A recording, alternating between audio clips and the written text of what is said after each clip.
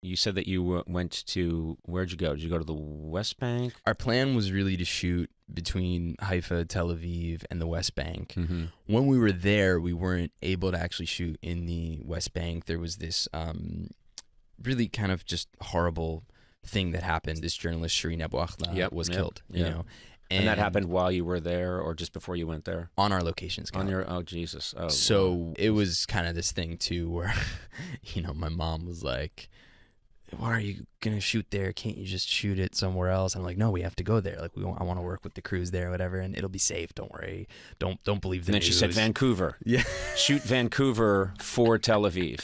That's how much my parents. Like, I didn't realize there were that many fir trees in Israel. That's incredible. My parents know that much about the industry. They're pitching Vancouver. No, it would really be great. They're like, no, the rates in Vancouver are great. I was like, my dad's like, you got to lead with the tax incentive, all right? Go to Vancouver, go to Toronto, be smart, save the production This reminds money. me of, I was watching, I went and saw Top Gun with my son, and at the end they have that big, you know, we go together with, like, we go to war with a fictional country, and it's kind of not clear where it is, but there's just a lot of fir trees and a lot of snow, and it looks really beautiful, and the lights came up afterwards, and I said, why did we go to war with New Hampshire? Yeah. It's just like, what? That's a funny idea. Someone who's like, you know, we probably should go to Tel Aviv. I don't know. We got such a good rate in Vancouver. Who's going to really know? Who's going to really know? Don't think New Mexico wasn't thrown out on a call. Really? Conan, you know enough to know New Mexico was thrown out. Yeah. Oh, absolutely. Yeah. Absolutely. That was thrown out on a call. By the way, no one talks about how woke the new Top Gun is. They really don't mention another country. It's kind of nice. You don't know who it is. You'd like to say it's woke. You could also say that they wanted to make sure that it did well in every market internationally, which is, I suspect, what was really going on there. You know? I call that financially woke. That's beautiful. Hey, let's start that movement, the financially woke movement. Just like, no, woke, that's very financially, that was very offensive. Well, but financially, very woke. Financially very woke. Yeah. I did walk out of that going, wow, I didn't hear Arabic. I didn't know what country. Well, it was pretty impressive. Look at that. They did it. Way to go, Tom. I was excited. I was in there. I was like, whoa. It was so generic as a country. And I thought, God, this place looks beautiful. I don't know where they are, but... Is this Turks and Caicos? Yeah, exactly. I also love that in the movie, they had far superior fighter planes than the United States. And I'm like, which country is this? It's a country I've never heard of that looks suspiciously like Maine. And they have airplanes, fighter jets that are like 3 generations ahead of ours. Wait a minute. Don't we have the most expensive military in the world? Who laid down on the job and let Switzerland get all these amazing planes? So that kind of blew my mind. Yeah, no, it's... and that's why I brought you in here, by the way. Yes. I wanted to sort of rope-a-dope you with... We'll talk about Rami, and we'll talk about, you know, your religion and the struggle. But I really want to talk about Top Gun. Yeah. And how I wanted to know about that country. Yeah, I think we walked out of that movie as Americans with a lot of questions for our government. Yeah. You know, where are these planes? Why don't we have them? The other thing that I love, and I'm going to keep going talking about Top Gun, Please. Is that Tom Cruise is the best pilot ever. He's dedicated his whole life to, Maverick has dedicated his whole life to serving his country. He's absolutely amazing. Everyone says hands down he's the best. And his superior officer like, get in here, you shithead. Yeah. What was that stunt you pulled where you did that really amazing thing and saved everybody's life? Well, sir, shut up. Shut the fuck up. And I ran... I ran into John Hamm somewhere. Yeah. As everyone knows, he's, in addition to being great, actually, he's a very funny guy. But I was like, what was your problem with Tom Cruise? All he's done is, and he's like, I know. And all you do is, and then it's like, did you see what Tom Cruise just did? Did you see what Maverick just did? He just saved America, and that person was lost, and he rescued him, and then he put a plane together out of Legos and got everybody out of there. Yeah, get him in here. You piece of shit. Well, because I think you're forgetting the beginning of the movie. He blows up an expensive plane, right? Which goes against the movie's principles of financial wokeness. So I think that is, you know, the biggest issue with the film. You know, All like, right. I mean, All if right. you're kind of tracking the through line of what they care about, the guy's fucking up. I mean, because it's not about the country. I mean, it's about the budget. You're right. You're right. And so I see it now. He's a budgetary He did blow issue. up that plane. Yeah, get in here, you little shit. You're ruining our budget. If you save more lives one more time. It's just that old trope that's in every buddy cop movie where you have to get chewed out, even though you've clearly done an amazing job. Oh, you're handsome, you're skilled. Somehow you're the underdog. Yeah. I don't know how. Literally just gorgeous. Like just better skin than my sister. I know. And I don't know how. I root for that guy because I think we are about the same age, and I'm just you know, he like takes his shirt off in that movie, and I somehow felt that I had gotten in shape. Yeah.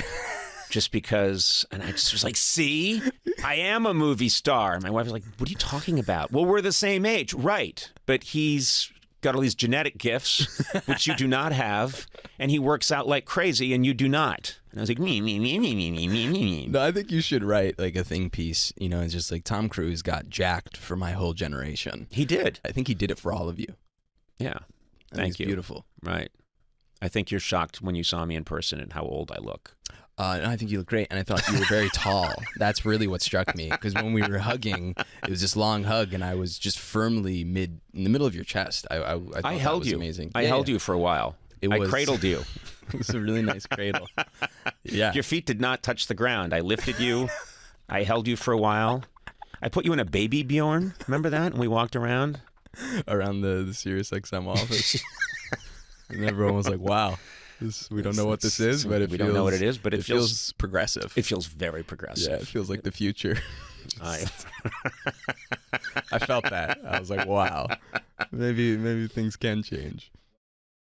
You also had a number of very different kinds of jobs. Yeah. You were a night watchman at a museum? Yeah. How were you? Were you a good night watchman?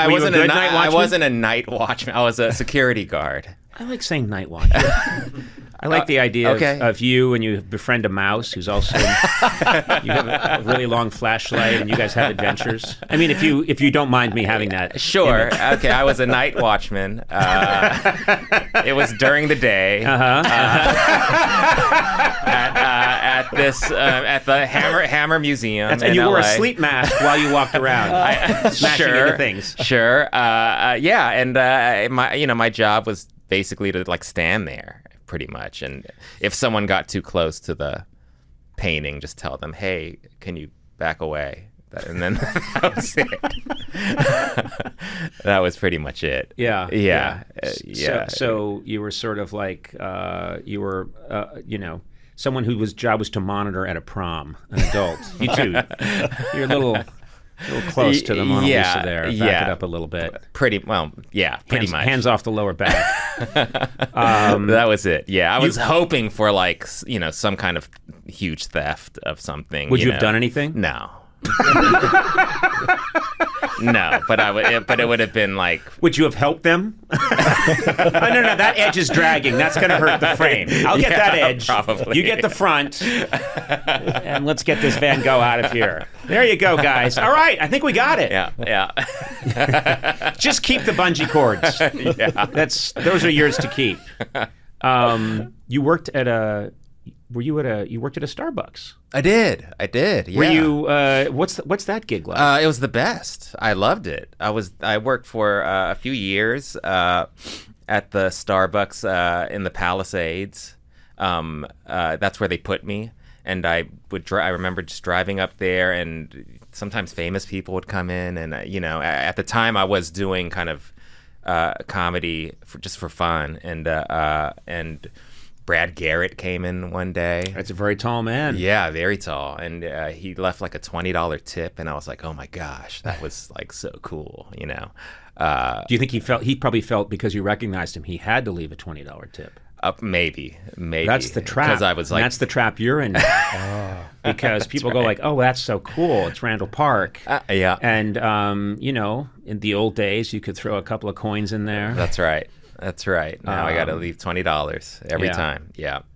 I have a thing where I leave 20, but it's on a fishing line. Oh my God. And so they get that initial burst of like, Conan seems like a 20, that's pretty good. He just, he didn't really he just got a water and he gave me a 20. Yeah. And then yeah. I'm outside the store and I wait until their back is turned and I whip the 20 away. And then I watch them accuse others in the store of stealing it. Oh, yeah. Yeah, so I've been using the same 20 since 1993. So ordering waters all over the country, coffee shops all over the country. I don't even want the stuff I'm ordering there half the time. But I just want to make a good impression. And then I want my 20 back. But you loved TV growing up as a kid, right? Yeah, I did. TV was huge Oh my for gosh, you. TV was huge. Late night was huge. You were huge. I mean, well, I was older, but Right. I was more when I was a kid, like big into Letterman and Right.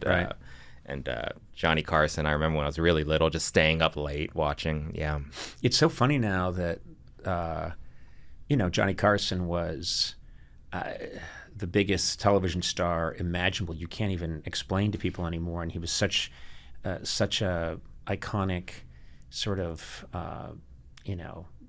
incredible mythic figure, and so influential on so many of us. And I got this picture with him about a year after he retired. He did some event, and I was there.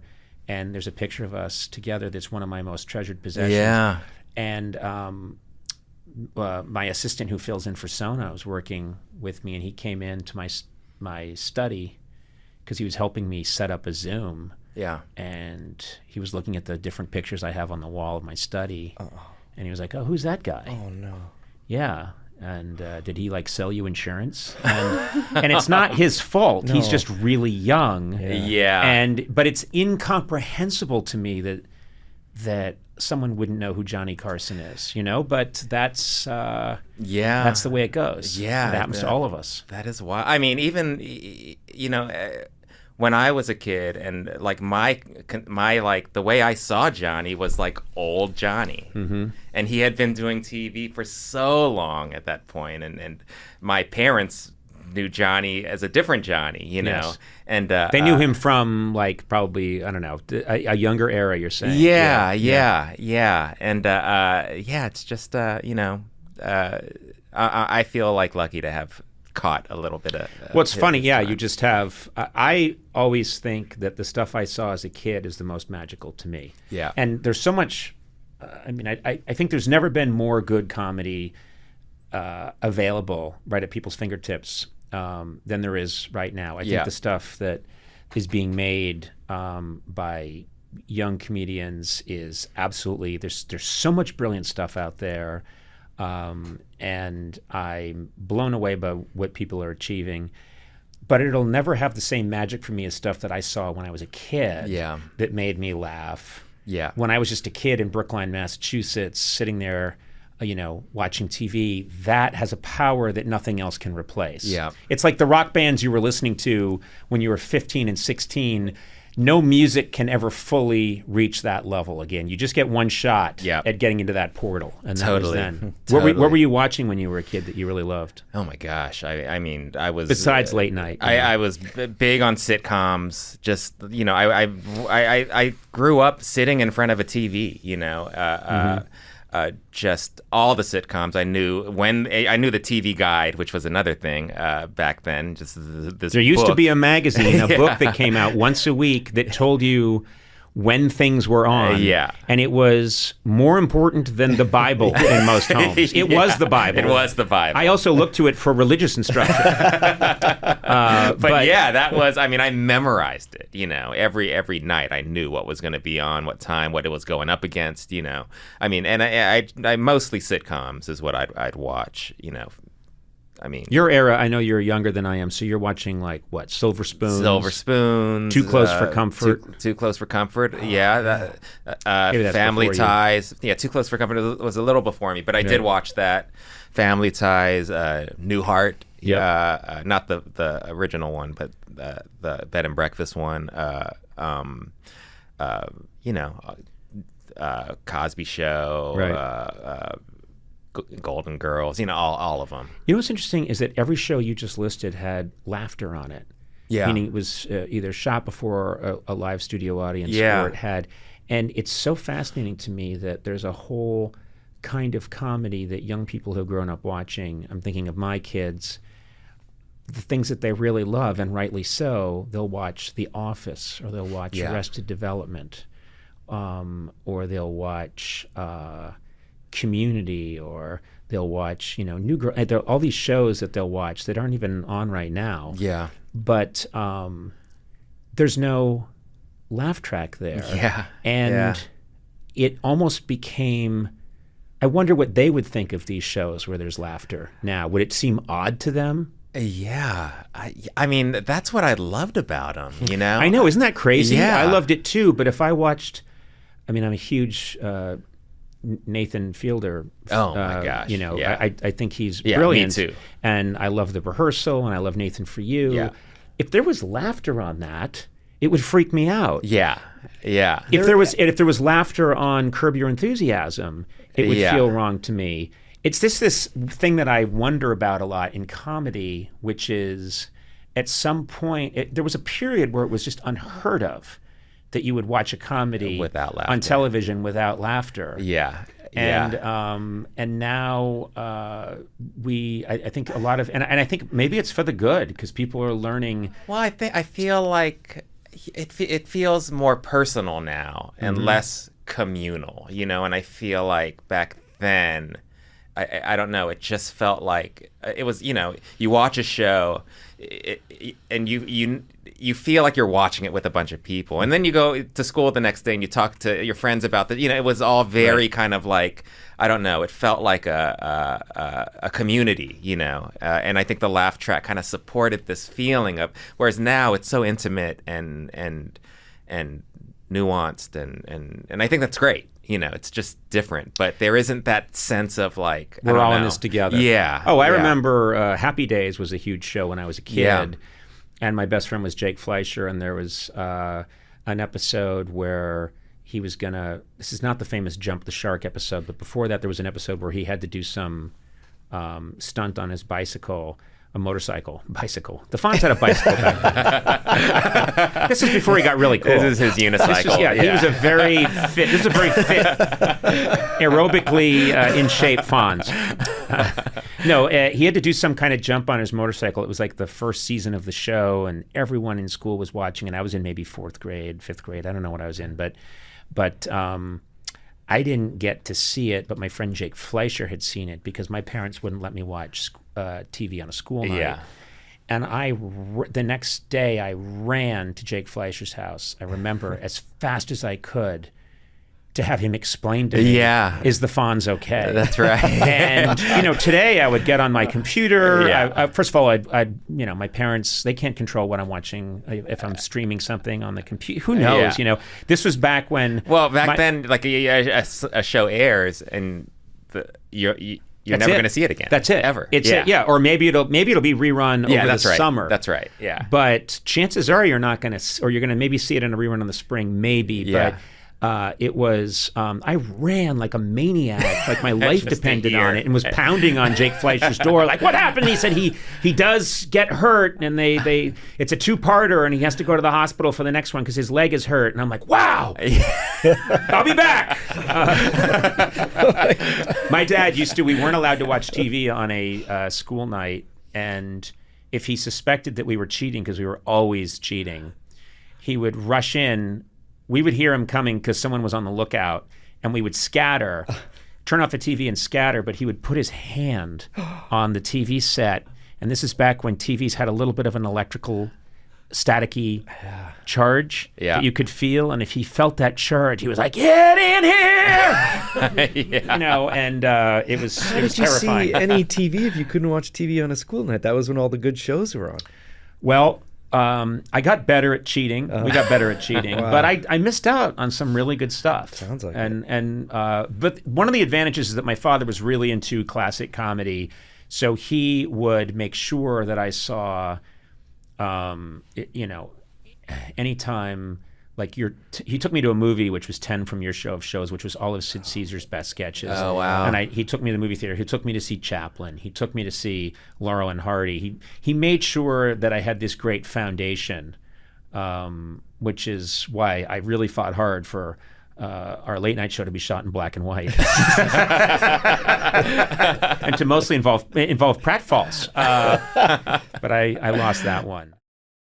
You mentioned you did some commercials. What was your first commercial that you did before? Oh, that's right. It was a commercial. It was on the Channel 18 in LA, which is kind of like the Asian channel where they do like shows. That's where I got my start. Yeah. I had my first talk show. No, it was actually my fifth talk show.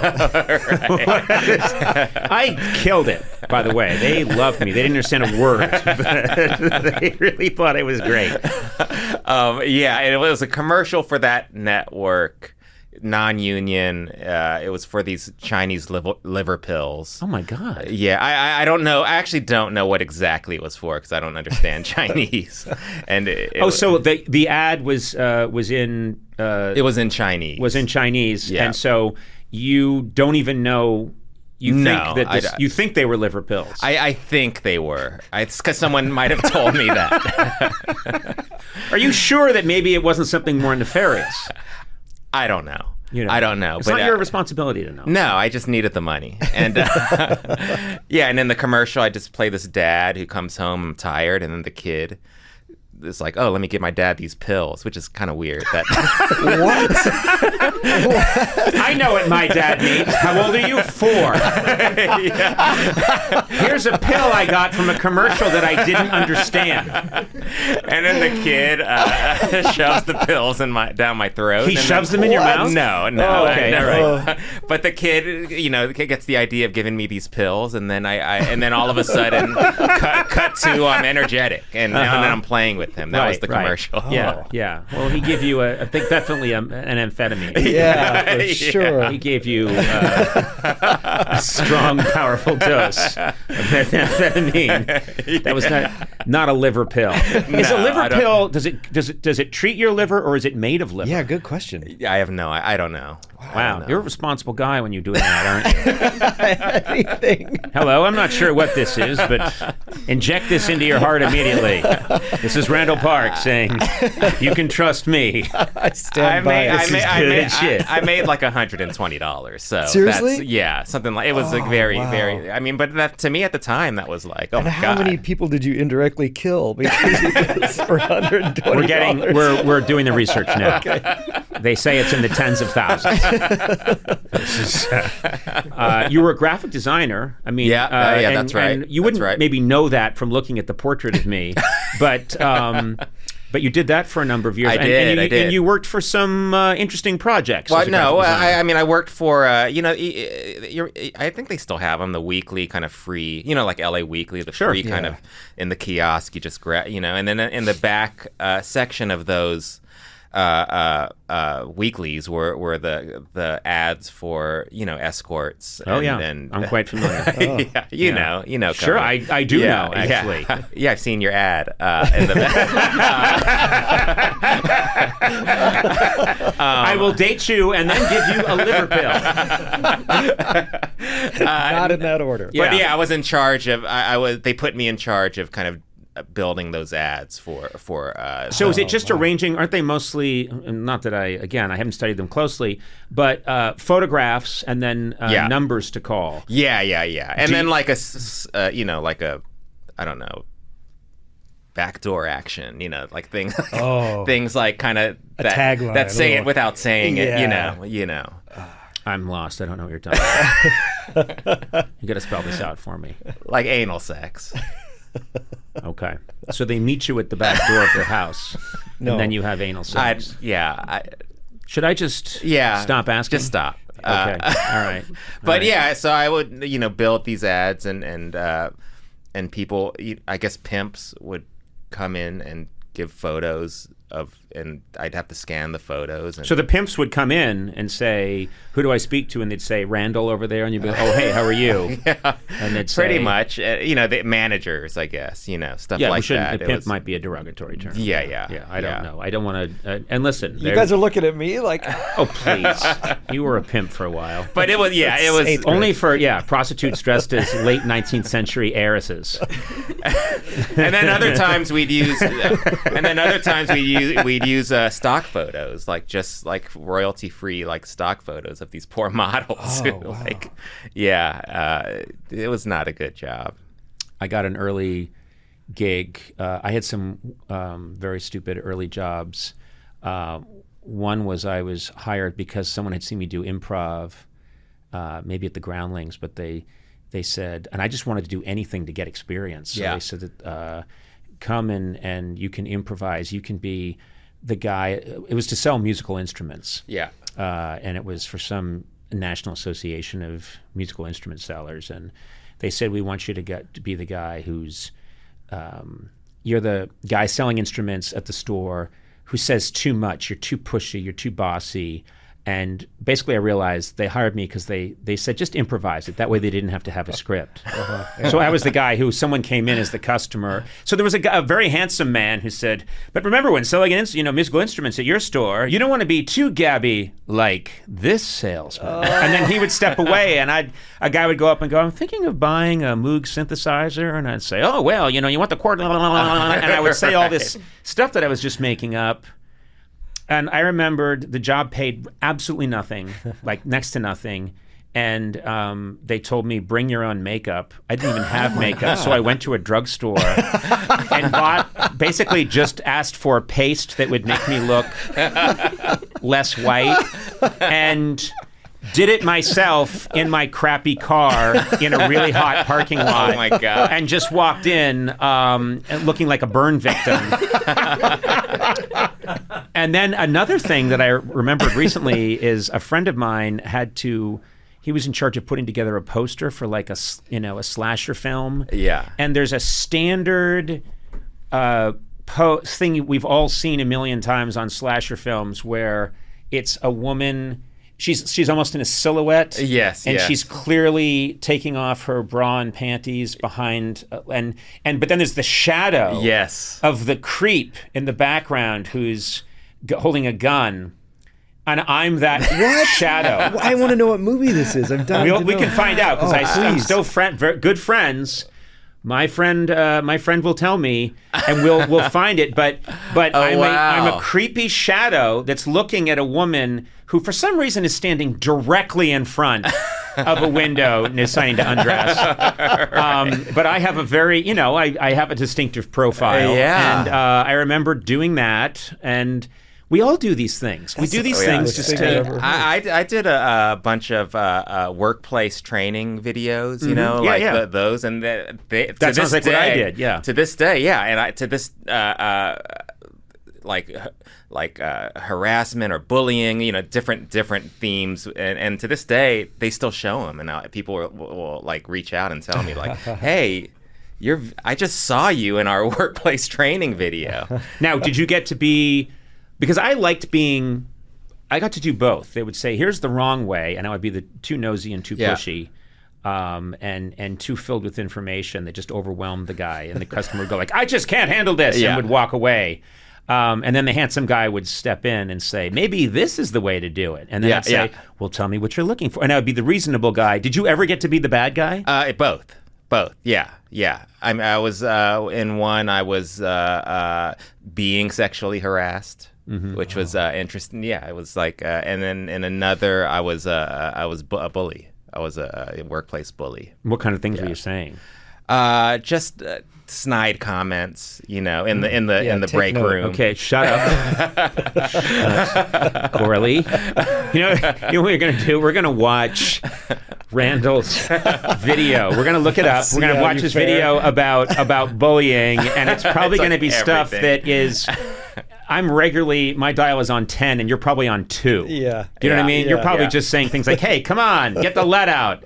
Let's move it." We got, and Gorley's watching it, thinking, "This is nothing." You got it good. You are first generation. Yeah. Is that right? Yeah. Your parents were born in Korea? Yeah. Yeah. So I've always thought that it is a scary proposition when anyone tells their parents, you know what, I kind of like to get into improv and comedy. But there's something that when you're first generation, I've always felt that the intensity knob must be turned up. Yes. And this is for any culture. It's we just got here. We've got to get serious here. Yep. And it's very important for you to get up this ladder as quickly as possible. Yep. And then you're telling them, I really improv and making some goofy stuff on the internet. That sounds fun to me. How did that go over? Well, I mean, the immigrant kind of journey is I mean, that's a huge sacrifice. You leave all your friends, your family, you come to this new place, you don't speak the language, you just do it so your children could have just better opportunities. Mm-hmm. And so I do remember, when I started getting interested in doing acting and comedy and kind of telling them a little bit, kind of mentioning, this might be a career path, and they shut me down right away. They were like, no, it's not going to work. You can't do it. And I was like, it's not. I'm just I'm just kind of throwing it out there. You didn't think I was serious, did you? Yeah, exactly. I'm still on the astrophysicist track. Yeah. and then I just, from there on out, I just didn't tell them. I just kind of did it. Right. Kind of behind their backs.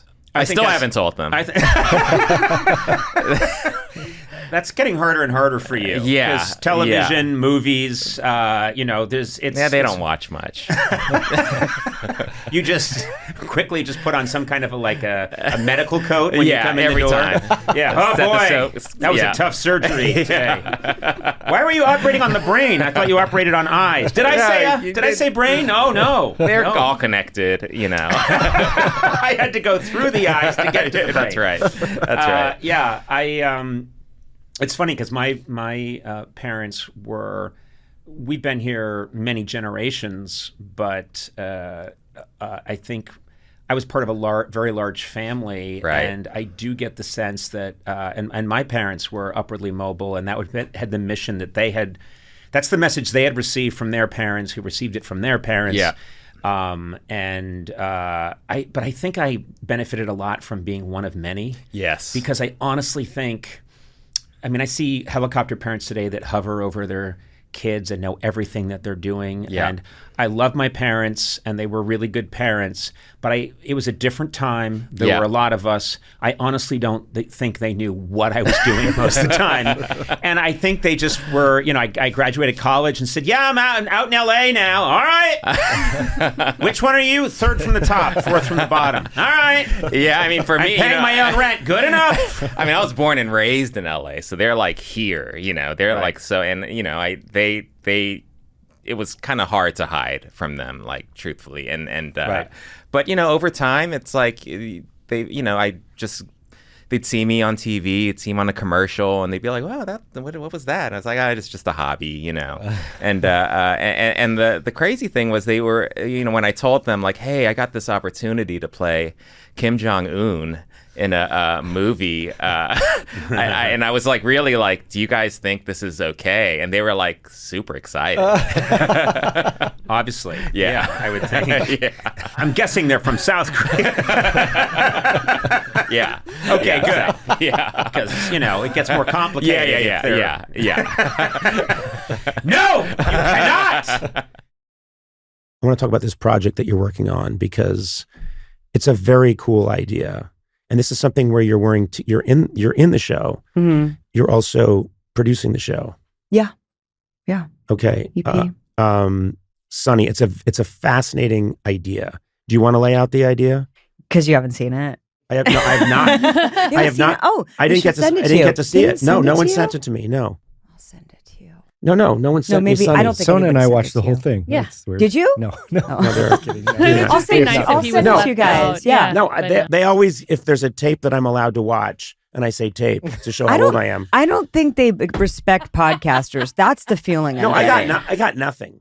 I got nothing. Wow. But Yeah. I want to see All it right. because it sounds fantastic. Yeah, it's very odd, very original, and it's kind of a mystery thriller set in the near future in Japan, and it's about a woman, me, who is grieving the loss or potential loss of her husband and son were on a plane crash, and she doesn't know what happened. And in the aftermath of the plane crash, she sent what is considered a homebot, which is a little robot, a cute little robot that she finds out was designed by her husband. I think I can say that. Yeah. Yeah, it's in the trailer. His electronics robotic company. Yes. Yeah. Produced this little thing for me to kind of keep me company and help me grieve And the loss of my husband. And here's what's interesting to me about it, because your character lives in Kyoto. And what fascinated me about it is that I actually did a piece on this when I was in Japan. You can rent a family because there's an issue in Japanese culture with people being lonely. Yeah. And what they decided to do is say, you can rent a family. So I did a travel segment where I went to Japan and went to the agency, and I said, I'm in Japan for literally like 6 days, but I want a wife, I want a teenage daughter, and I want a father. And the person, they were all like, yes. And so they got me these people who did not really speak English. Oh my God. And so I started confronting my, quote, father about issues that I have with my real father. And guess what? It helped. I had all this closure. Because he couldn't talk back. That's why Exactly. it helped. Yeah. But he was couldn't understand he was you. white-haired and really handsome. And the woman who signed on to be my wife, she and it's not her real daughter. It's also an actress or someone who's been trained to be the teenage daughter. The teenage daughter, I'm doing my shtick and my jokes. And at one point, I say something to the daughter, and the daughter turns to the mother and in Japanese says, I don't understand what he's saying. And the mother says in Japanese, not understanding that we can translate all this and put it under the screen, he's making jokes, just laugh. And she says, but I don't get them. And the wife says, it doesn't matter. And but anyway, That feels like somewhat emblematic of that's like a moment in your career, right? Does that that's happen a any moment, other time? It's a moment in my family life. Yeah. where Doesn't matter, just laugh. They're not even funny. Just laugh. My wife is just like, look, he's a good earner. Just a good earner. But there is, I always think a good idea has an element of truth in it. And when I heard about this idea, and I guess it's based on an Irish writer who wrote this. It's Colin O'Sullivan. Mm-hmm. It's such a it's a dark idea, but it's also a funny idea that you would have a consolation robot. Yeah. You would have someone who's, and I'm thinking of, if you've experienced a loss, that's one thing, but I'm thinking it would have all these applications, and it will exist. Yeah. Would have all these implications for people like us in show business.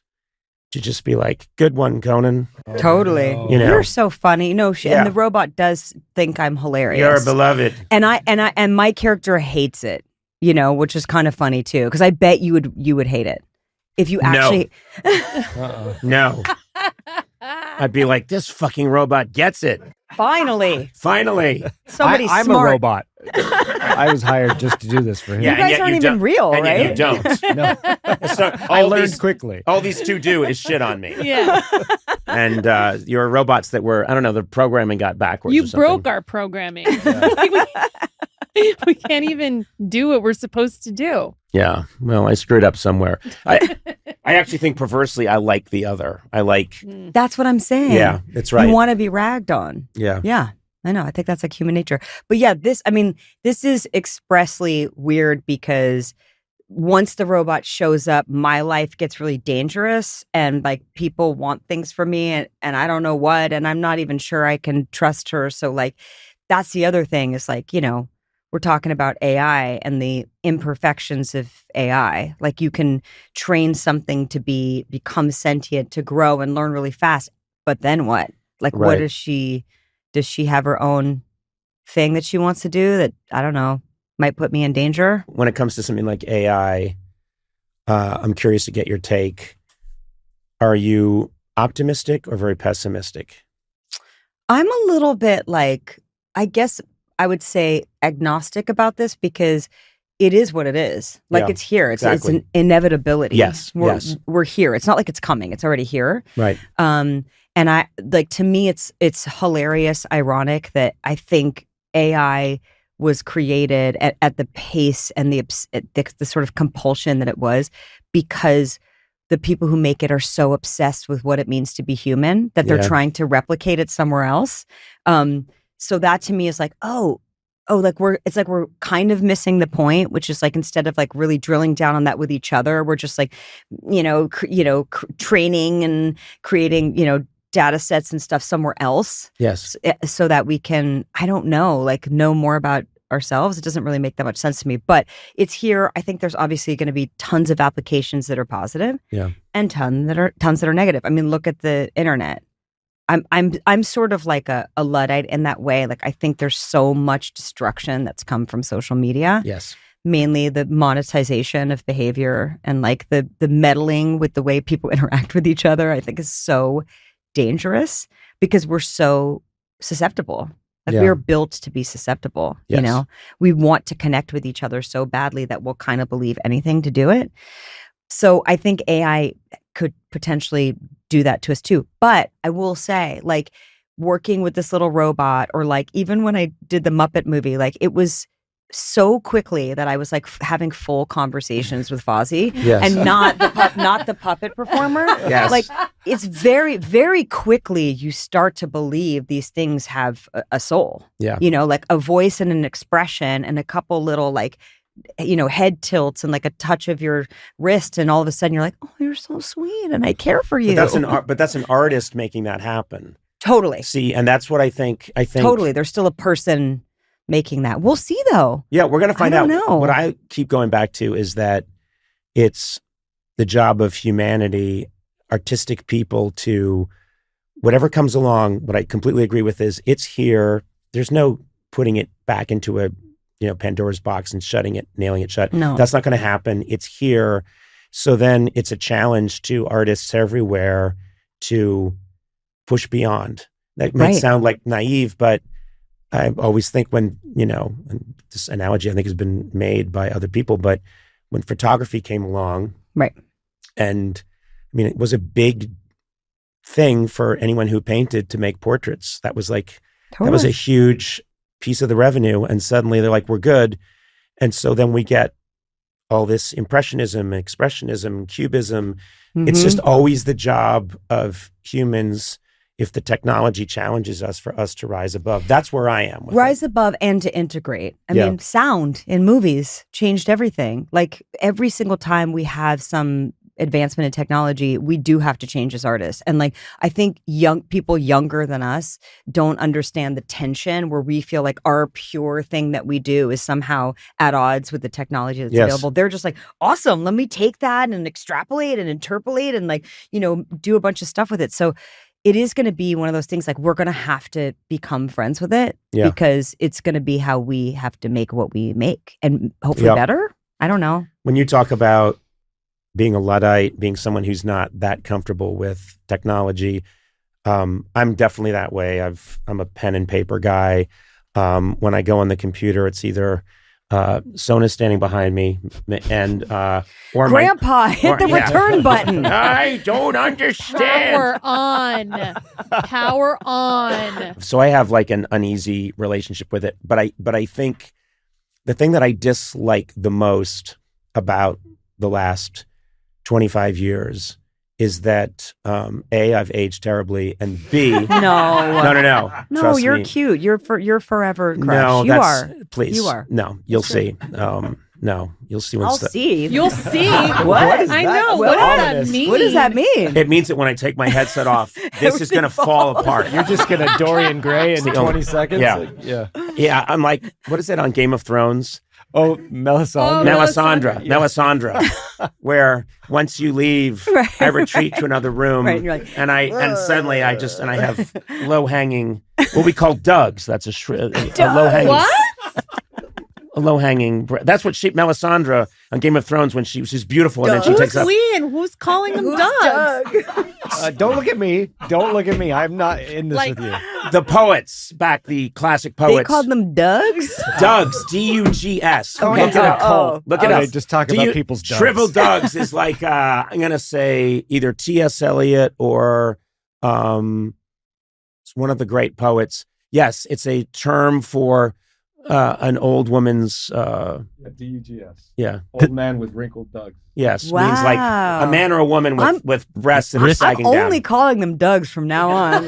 But it's not I'm a gonna Google think of search. it's going But to be it's like not a a compliment. D-O-U-G. It's not a No, I compliment. know, but I'm going to be like, but I'm going to turn it into a compliment. Okay, well, I just want all of our listeners to know that's the word of the day, Dugs. Dugs. Doug. If someone's breasts are really hanging down, man or woman go like, you got some shriveled Dugs there. Such Can you a say, funny hey, term. nice Dugs? doesn't work That's that what way. I'm doing. Yeah. No, that's what I'm doing. Yeah. We're changing it. And if someone says, where'd that come from? Go, hey, man, Ezra Pound, T.S. Eliot, get with it. Yeah. And then you're cool. And then you're cool. Then you're cool. Mm. Anyway, here's the part that I was saying that I don't like about the last 20 years before we got off onto shriveled Dugs is that Stop saying shriveled Doug. shriveled Dugs. Anyway, Ah. what I'm going to say is that I think they found a way to game humans, and they realized that humans naturally are attracted to and compelled by conflict. I think we kind of always knew that, which is why we like movies where things blow up and there's a bad guy and a good guy.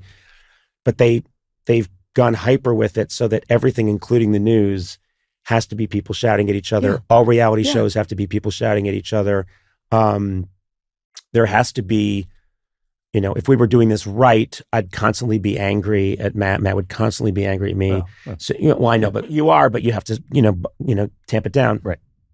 But I guess my point is, that's the part where I think I've seen it infect comedy, where a lot of comedians, they just want to say things that piss people off, or they want to rail against this or rail against that. And I think that can be fine until we're losing our sense of like, is this funny? Is this something that makes me laugh? Or Does also, this come from? we're losing sight of what real conflict is. Yeah, Because yes. everything is conflicted now. Right. And like our fight or flight is like, it's so often being incited that it's like, your whatever cortisol you're like dumping that you're supposed to use to like run away from a lion or a tiger and go hide in a cave for 2 months, like all day long, every day, people are like, cortisol, I'm gonna die. Somebody, I'm in trouble. Like the world's gonna end all day long, every day. Yes. So you become so desensitized when like you're actually supposed to care about something and something's a real conflict, know? Yes. It's very strange. And also that it's all intentional, that the people who are building these platforms know that. They know it, and they're yeah. buying into it, and they want to modify our behavior. They want us to keep coming back and engaging. And the way to do that is to keep us in conflict.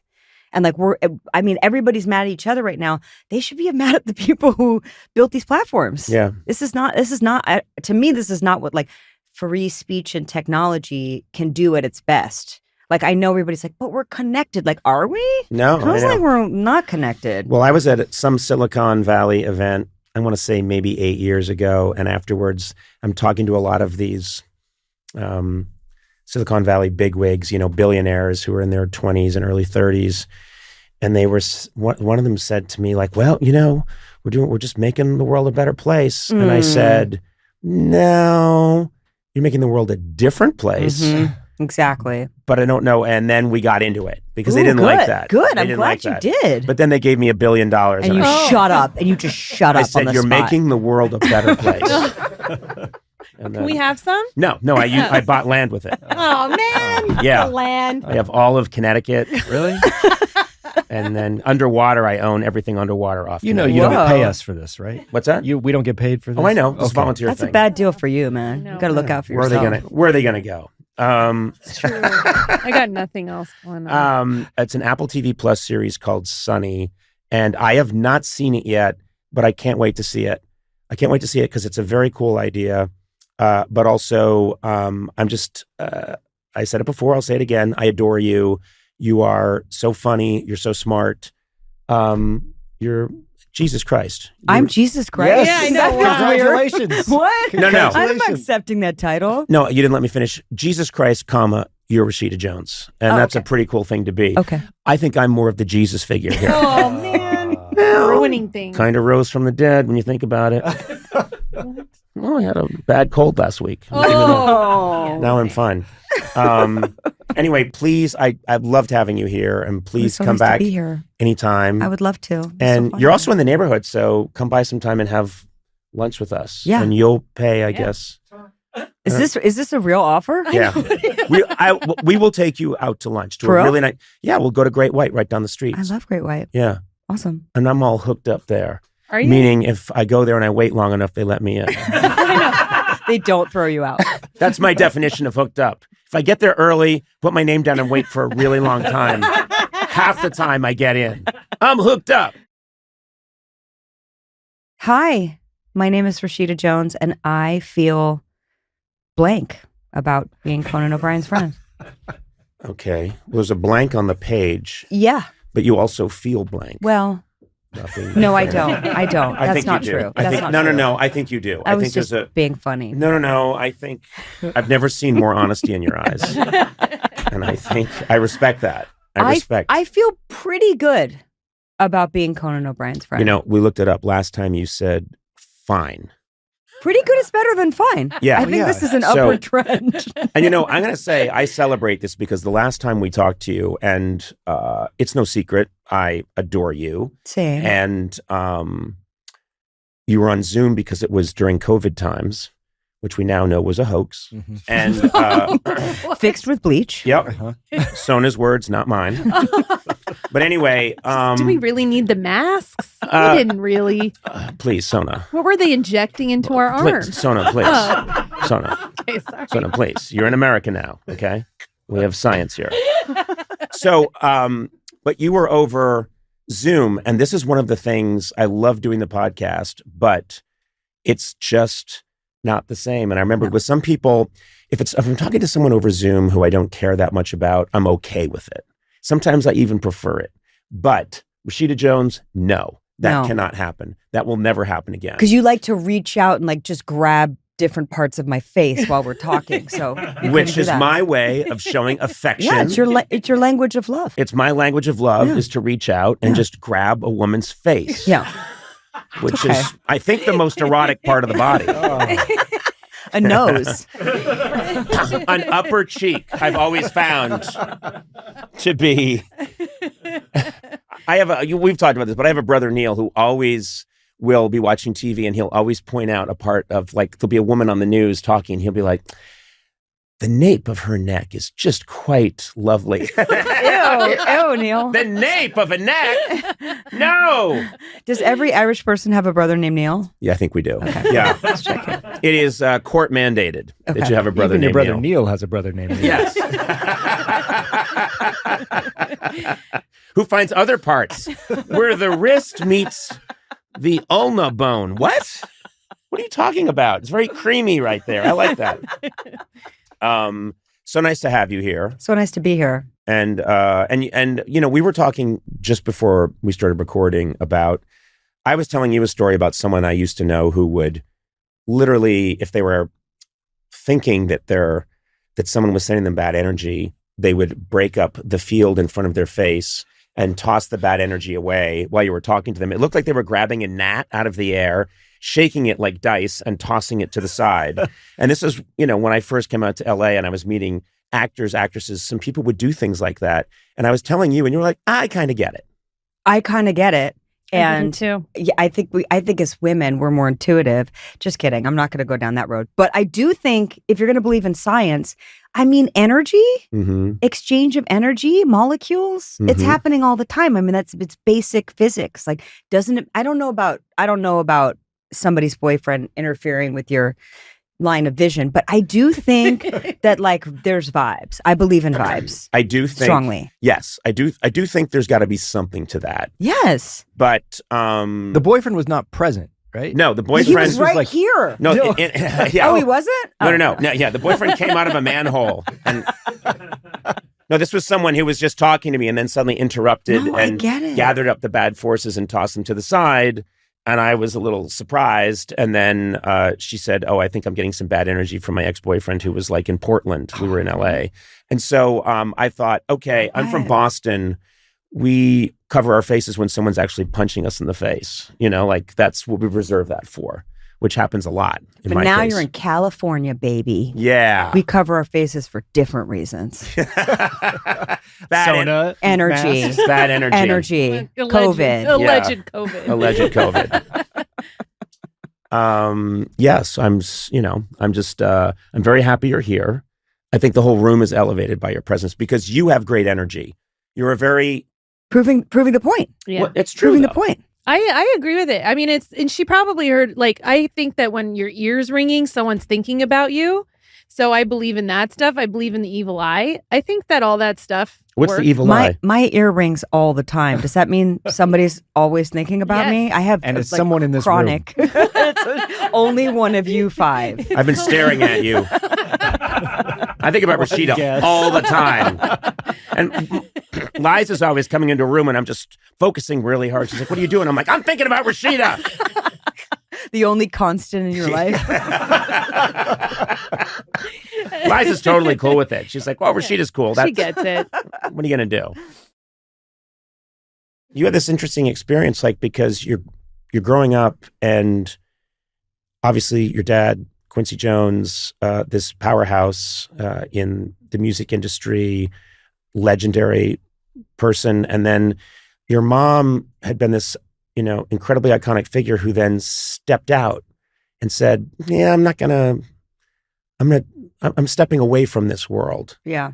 very consciously. Yeah. And were you aware that, like, I'm just what my mom was doing before, when you were, We knew for sure. because you're too young to be Yeah. have been watching Mod Yeah, Squad. no, we were not around. And I mean, we knew that she had this like big thing, but I think she just, I think she was really young and she was really famous really fast. And there was 3 networks and everybody watched the Mod Squad, so everybody knew who she was. Yeah. And my mom was kind of shy, so I think it just did not suit her. She was like, "No, whoa, no." And then when she fell in love with my dad, I think it like contextualized her life in a way where she was like, "Oh, this is what I want. It's like a family and a home, and and good friends, and to keep things small like this." She wasn't that person who was like seeking everybody else's approval and attention all the time, And then I wouldn't know what that's like. No, I know. That's why I'm explaining it to you. So she didn't want She that. didn't have a travel show. No. Mm-mm. She did about not a go visit podcast? fans at their houses. Huh. Nah, I don't buy it. She was playing some kind of long con. Definitely, this was just a way to draw us in more. That's hilarious. She, because then I know I remember when she came to Twin Peaks and it was like a huge deal. Yeah, because that she Peggy came Lipton back. came back. She came and she was back. amazing. Yeah. Looked just, incredible. Yeah. And she was back. And I don't know where you would have been at that point. You still would have been a kid. I was in think. high school. I was just thinking the other day, actually, because I was looking at my graduation pictures, and she was my age when I was graduating high school and when she was doing Twin Peaks. Yep. Which I'm like, because she looked so young, and I remember her being so young, and I'm like, but why don't I feel as young as the way I perceived her to be? She Yes. probably didn't. She probably felt tired, just like me. Yeah. But yeah, it's like, it's mind blowing to think that that's where she was in her life, and she had 2 teenage kids, and was like, let me go back to this thing, Anyway, everybody makes life choices, and then you end up sort of in the same place, I guess. Yeah. I mean, I was, it's funny because I was just thinking right now when we mentioned Twin Peaks that what I remember, because I was in my 20s, I think I was working on Saturday Night Live when Twin Peaks came out. TV was a certain way. Like you said, there were 3 networks. Maybe at that point, the 4th was just starting up, Fox, but really there wasn't much. And TV was very much a certain thing. Mm-hmm. And I remember turning on the TV and watching with my girlfriend at the time, Twin Peaks. And I cannot explain to any young person today, because we're constantly being bombarded with edgy, cool television on all the streaming platforms and everything. But this show came on that was unlike anything you had ever seen before. And when the pilot episode ended, everybody's face fell off. Yeah. Who was watching it. It was nuts. And it was just an obsession. And then I remembered I was working at SNL. Kyle MacLachlan came on and they did a sketch about Twin Peaks.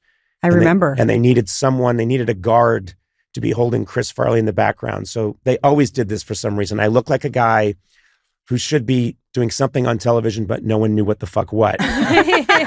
So Lauren or Jim Downey was always saying, just put the costume on Conan and just have him. So I'm standing there. I don't think I even have a line. I'm just holding on to Chris Farley in the background of this Twin Peaks sketch. But it changed everything. Yeah. I find time and time again, it's very hard in the current day to tell people what it was like.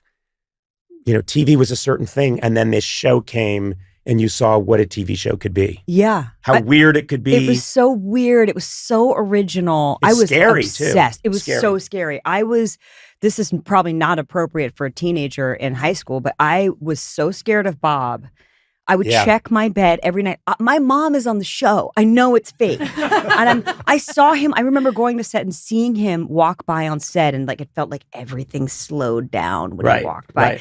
And then eventually, by the way, in my 20s, when I went to the premiere of the movie Fire Walk with Me, I saw Bob, still don't know his real name, something Silva.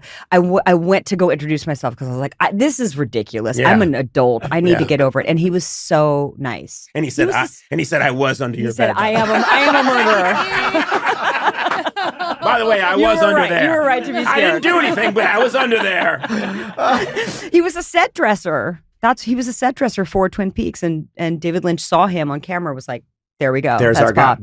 There's the guy. Yeah, but what I was going to say is, kids now maybe they don't understand, but I think they do. Like kids now give Twin Peaks its flowers, or whatever, however they say it. They really love Twin Peaks because there still isn't really anything like it. It's so authentically weirdo. Yes. In a way that people try to manufacture now, but it's David Lynch. Yes. TV, which is not like any. And when he TV. did it, there was just nothing like it. No. And I remember just being electrified.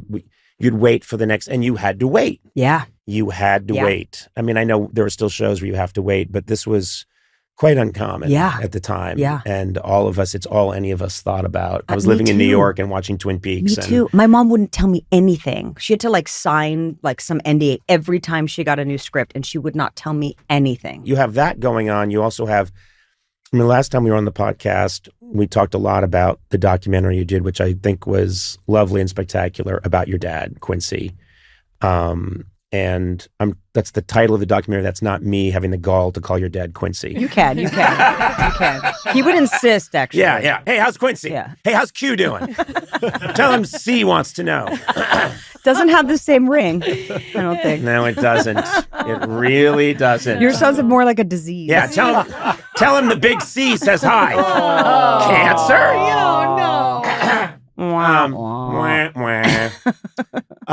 But I think one of the coolest parts in that documentary that just blows my mind is when Frank Sinatra's on some TV show and he calls, you had the footage, he calls your dad out and says, by the way, this is the best arranger, producer, music genius I know. Let's get him out here, Quincy Jones. And I thought, just such a stunning moment, you know? Yeah.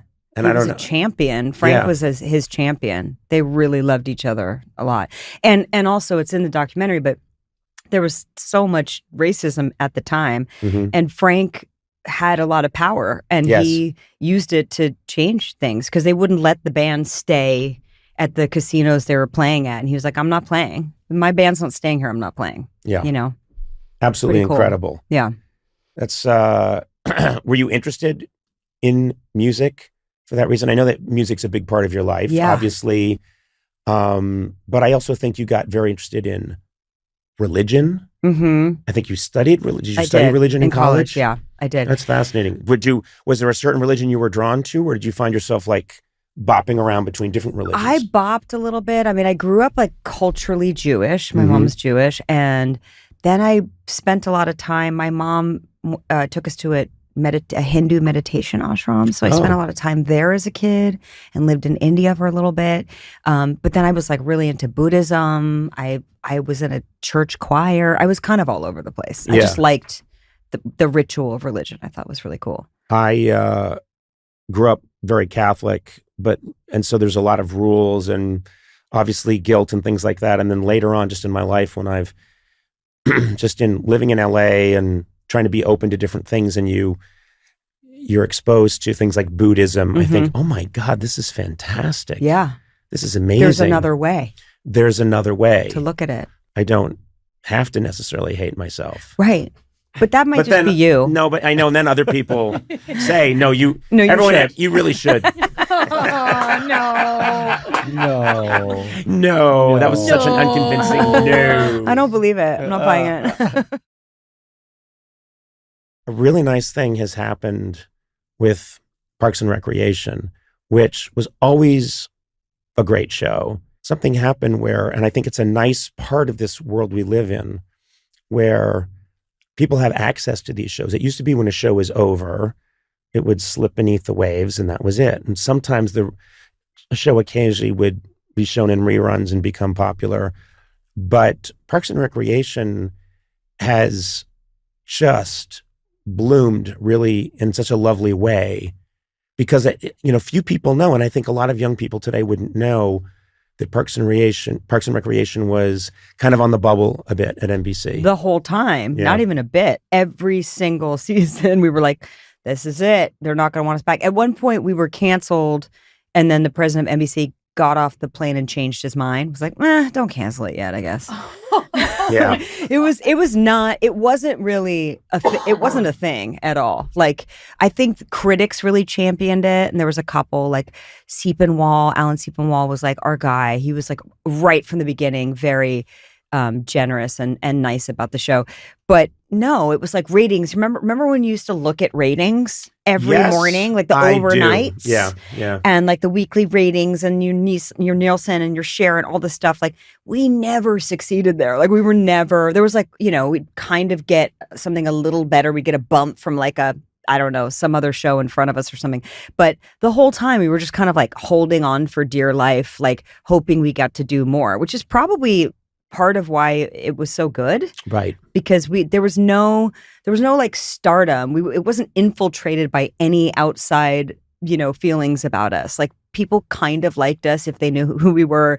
And besides that, we just like had fun together, And it's nice, the rewriting, but I'm like, but I need people to understand, because I think it's sort of like, it's kind of iconic now. It's like one of those like great comedies of that time, which is so awesome. But we didn't feel that way. And actually, like, I think it was 5 years ago, we went to the Dolby and we did a 10th anniversary thing where we all came out, the whole cast. And the reception was I felt like the Beatles. Like, it was so nuts. People were screaming so loud. We were all crying because we had never been in a room where anybody cared that we were there as a crew. You know what I mean? Like, together. It was so wild. I saw that happen once because I know that you were a comedy nerd for things like SCTV. Yes. And SNL. And when you were growing up, SCTV was, a huge influence on me. This show made in Toronto, and actually, was it made in Toronto or outside Toronto? Anyway, not important, Conan. But Catherine O'Hara and John Candy and Marty Short and Eugene Levy and Joe Flaherty, and the list goes on and on and on. These amazing performers, and they did such a smart sketch show that in so many ways was so much more. It had all these levels that SNL could never have. SNL was great, but then there was this show that could get to all these different levels. So they did a reunion, and I'm a huge SCTV fanatic, so they asked me to do it. And this is back in the 90s, and they asked me to go to Aspen, and so I'm there with all these people that I had never met before. And I go out on stage with them, and I start interviewing them, and we start showing clips. And there's this giant crowd there that's just exploding with laughter. And they're all looking at each other and they said, we've never seen people laugh at this. Because they made it. It was a show that didn't have a studio audience. They made it they constructed it, Right. and then they put it on TV, Right. and there are all these people that revered it, but I don't think they knew that. Right. So they had that same Yeah. feeling, and it was just, I think, Also I don't crying? tear up easy, but I was very emotional that they were having what they should have had, Yeah. Yeah. at the beginning. Totally. But sometimes, great things take a while to discover. And I have to have faith in that because, in this weird business, we make things and people don't care, or there's too much on TV, or, nobody's seen it. And then somebody says to you, like in a mall somewhere 15 years later, that thing changed my life. And that's kind of, that's the reason to do it, you know? Yep. I always try and boil it down to make stuff that you like and put it out there. And then sometimes you get a ping back. Sometimes you hear nothing. Sometimes you get something back, but it's 15 years later. Yeah. But that's not our job. Right. Right. This is the Buddhist side of me now. Yes. Our job is just to Put it out there. Yeah. And then see what happens. Yeah. Yeah. And then hopefully somebody loves you for it one day. Yeah. We'll see. But really, it's about the money. Yeah. Oh, Monetize it. It's ruined good. it. Good. You went into podcasting. Well, I'm sorry. Actually, yeah. No, to me, it's about money and more specifically real estate. Oh, God. Because real estate can always be converted into cash. if You know you need. have a guest to talk to, right? Who's here? Rashida Jones. Oh shit, I love her. She's fantastic. Just turn Rashida. 15 degrees. Rashida. So you have property, right? You're putting some of it into If property. I don't, do I have to leave? This like show it. eventually Feels gets to like it. property. It would be great if this podcast morphed into, we start talking about creative stuff, and then it always got back to, what land do you have? Are you renting it? I see your Zillow page. flipping property. Yeah, Florida, not a good idea. Taxes low though. No Very taxes. good, very good. No, What's no, happening?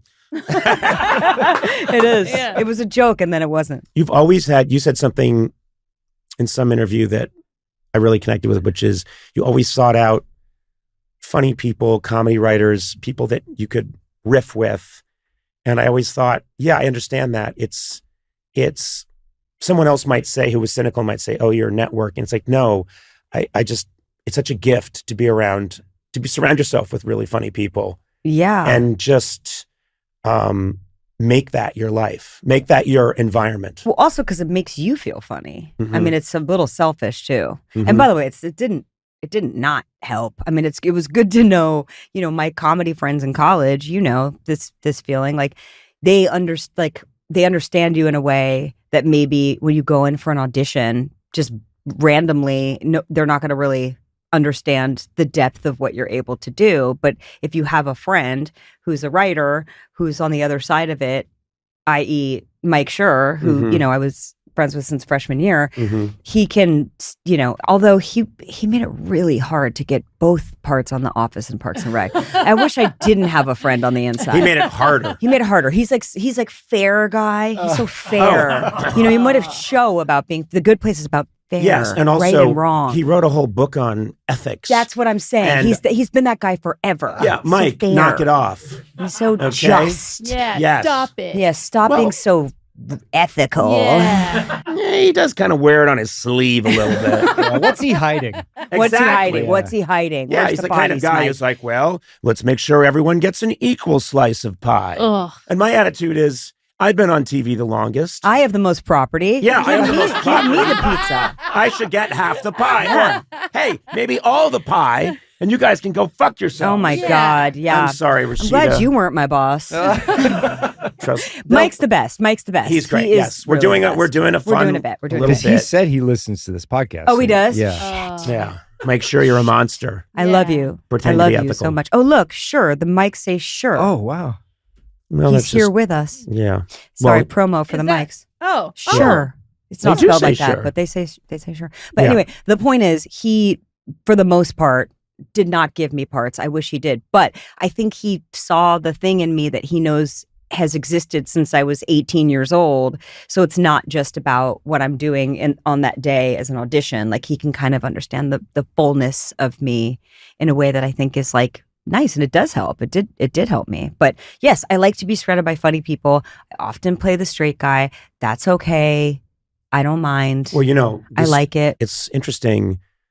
in the history of show business, I'll say the straight man, because that's what he was called for a long time in vaudeville and in the movies. The straight man was actually considered much more important because they held the straight person. So their names always came first. It was Abbott and Costello. Wow. It was Martin and Lewis. It was, it just, the straight person really was the person who was in charge of the whole act and made it all work because of their reactions. And then the wacky person was often less valued. Right. So interesting. It's Things have changed. To me, it's huge though, how much being a good straight person is absolutely crucial. You have to have an anchor. Yes. If not, it's just a bunch of people jumping off the walls. Yeah. And also, by the way, I don't even, I think Parks had some combination of goofy and straight the whole time. Well, everyone could switch Everybody off. got to be all of it. It was the nice thing about it. Eventually, after 6 years too, maybe year 1, I was straight. But by year 4, I was pretty goofy. It's funny because you've had one of those careers too, where you popped in different things over the years. Sona, we all love Step Brothers. You're a Step Brothers. You're a Step Brothers fanatic. I do love it so much. The way you popped in that must have, felt like one carb. That's right. That's the thing I remember most about that movie. Yeah. And I know that your arc in Parks and Rec was a little strange, right? When the show started, there's a story to it. Well, I started at the end of season 2. I mean, I had an audition for the show originally, but it wasn't even really for a specific role. It was so early that Mike was still, me and Rashida read together and blew it and was bummed. And then Party Down came along. So in a way, it sort of worked out well. I was able to do that because I didn't get the Parks pilot. And I'm so glad I was able to do Party Down. And then weirdly, Mike loved Party Down. And from that asked me to come and join Parks. So it all sort of came around. This is the inevitable question. Did you ever get to ask Mike, hey man, what the fuck? What the fuck? I was here, remember when I auditioned for you? Yeah. That's just something that, and it's so funny because we've had this experience here on this podcast where we're talking to iconic, legendary actors. And when they bring up the guy who snubbed them, the casting director, Harrison Ford, did it on this podcast. And he was like, the year was 1967. He was still pissed about it. He's pissed. Yeah, Jerry Tarkovsky. Jerry Tarkovsky. Yeah, and also, famously, Michael Jordan, when he was accepted into the, Basketball Hall of Fame, his speech was all a list. Yeah. He started listing people who, this guy benched me in 5th grade. Remember that? Josh Kellaway. Yeah. And it's his fuel. That documentary he's constantly bringing. Yeah. It's his fuel, but it does bring up the idea of you're working with someone who rejected me. I had this with. Wait, what are you saying? He should be pissed at Mike Schur? No, not pissed. You know what? You're right. Yes. God damn it. This is the goal of my podcast. To dig up old animosities. Here's a very well-liked, Adam is a very well-liked actor, celebrity, critically acclaimed, his wonderful family. He's happy. He's having this big moment that will keep going. And all I want to do is get him mad. I know. I'm going straight to Mike's house after this. Ding dong.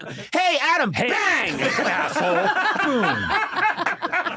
Fuck you. And then we never speak again. Yeah. Then later he hears the podcast. Oh, I see. Then he rings my bell. Oh, hi, Mike. Bang.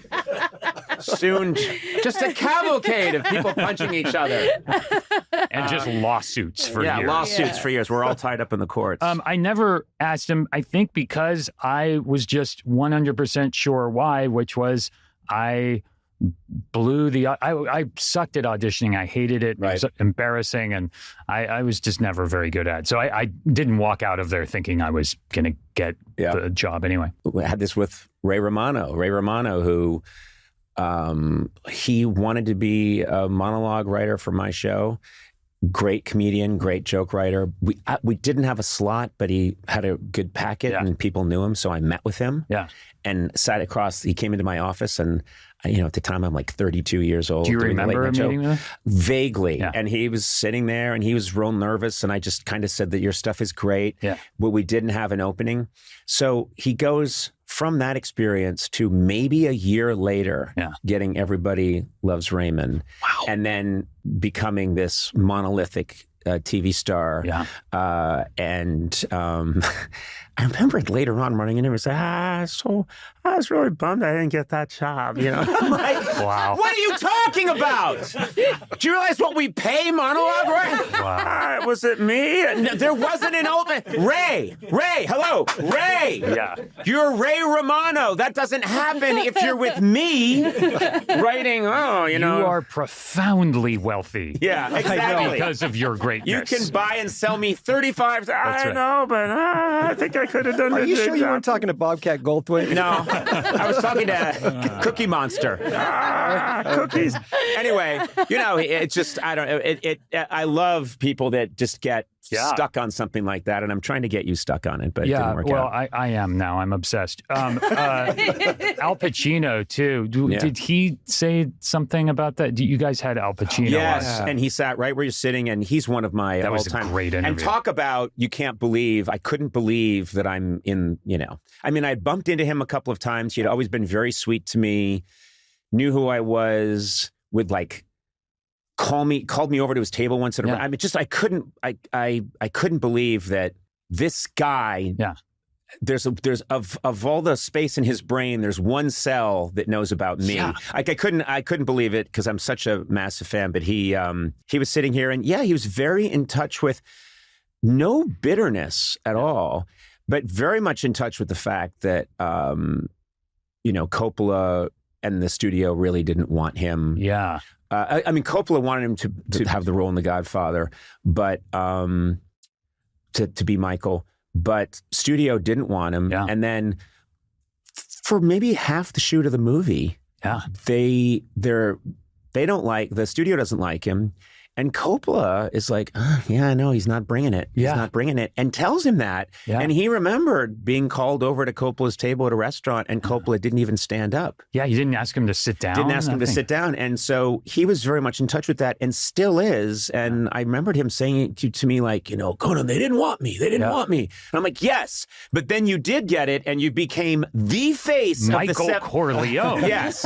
For not one, but two of the greatest films ever made. And then you go on to do all this other iconic work, and it's like, I know, but they didn't want me, and it's just incredible, you know. Al Pacino is just to think. I listened to his book that he was promoting here, and just him talking about like scenes in The Godfather and how he finally convinced them he was right for the role from doing the scene where he shoots the two guys in the restaurant. But just thinking about at one point, there were people just like working on that scene and trying to figure out like how to do. It's just so weird to think that there was a time before that scene existed, and that scene is because of some decisions that people kind of guessed at and were just figuring it out. Also, I love, and this has happened before too, I love the concept that there are crew people going, who the fuck is this guy?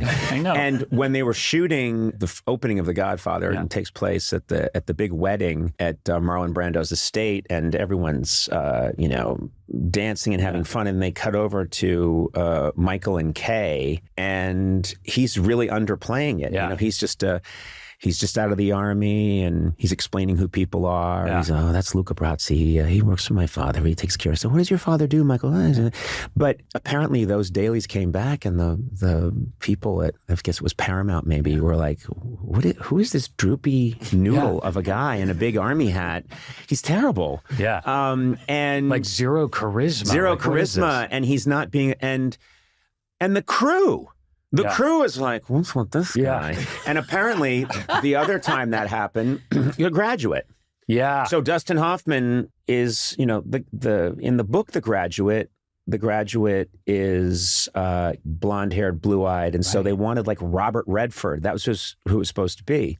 And the big brave decision was, no, it's going to be this little-known actor, theater actor, Dustin Hoffman, who's not a blonde-haired, blue-eyed kid, and the crew and everyone is like, what the fuck? Yeah. This guy's mumbling. Is this the same crew? What a bunch of assholes. No, I know. Hey, trust me. Trust me. They didn't believe in what they were working on. This is the crew I had at late night in 93, 94, and 95. Right. Because we inherited Dave's, and I swear to God, people were, I don't blame them, but they were like, they had just had David Letterman. Wait, you had Dave's crew? I had a third, his core, I had his camera, some of his camera, because they stayed behind. Sure. Dave went to CBS and took some people, but there was a core, and I don't blame them. There was like cable pullers and stuff, and David Letterman, after 11 years of reinventing the format and dominating, has now gone on to greater heights. And they're like, they got this new kid. Here he comes, and I come in, and I'm like, hi everybody, my name's Conan. I know.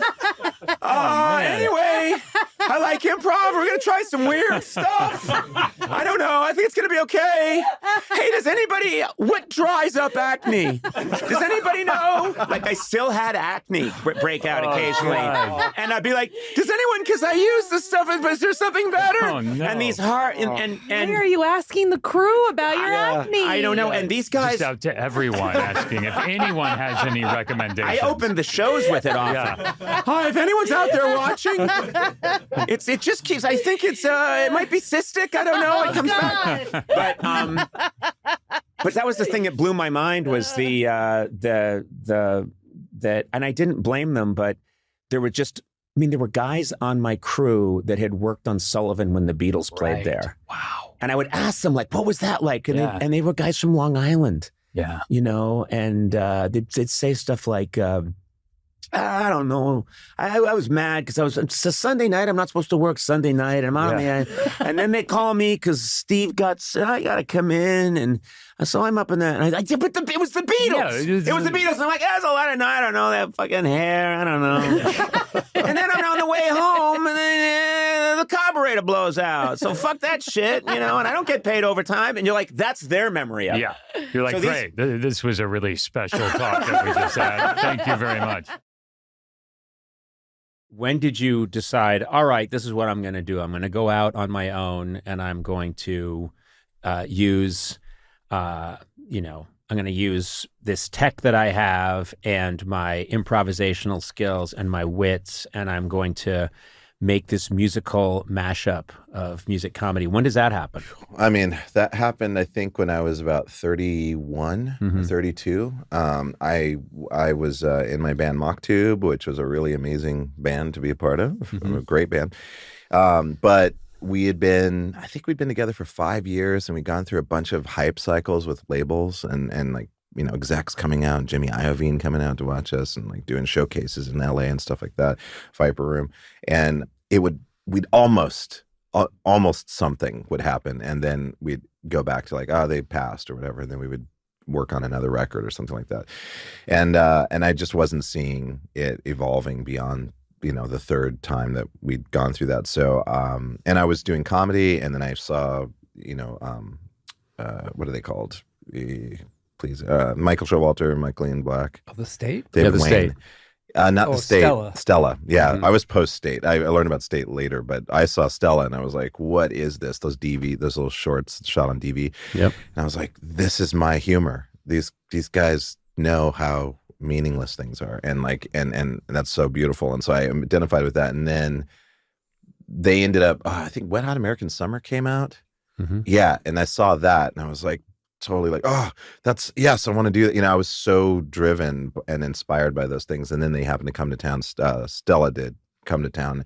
I met Eugene Merman, and I was introduced by a friend, and he was like, we have a comedy night in New York, and then I ended up writing with a band, and they needed me in New York for the writing session for a month. So while I was there, I did a couple spots that invite them up, and instant friends with everybody. That's great. It was like being in high school again. It was exactly, whenever I get up on stage solo these days, I'm like, this is what I was doing in high school. This is exactly the same shit with a little bit more tech. It's funny. I do feel like there's this, and it applies to everybody.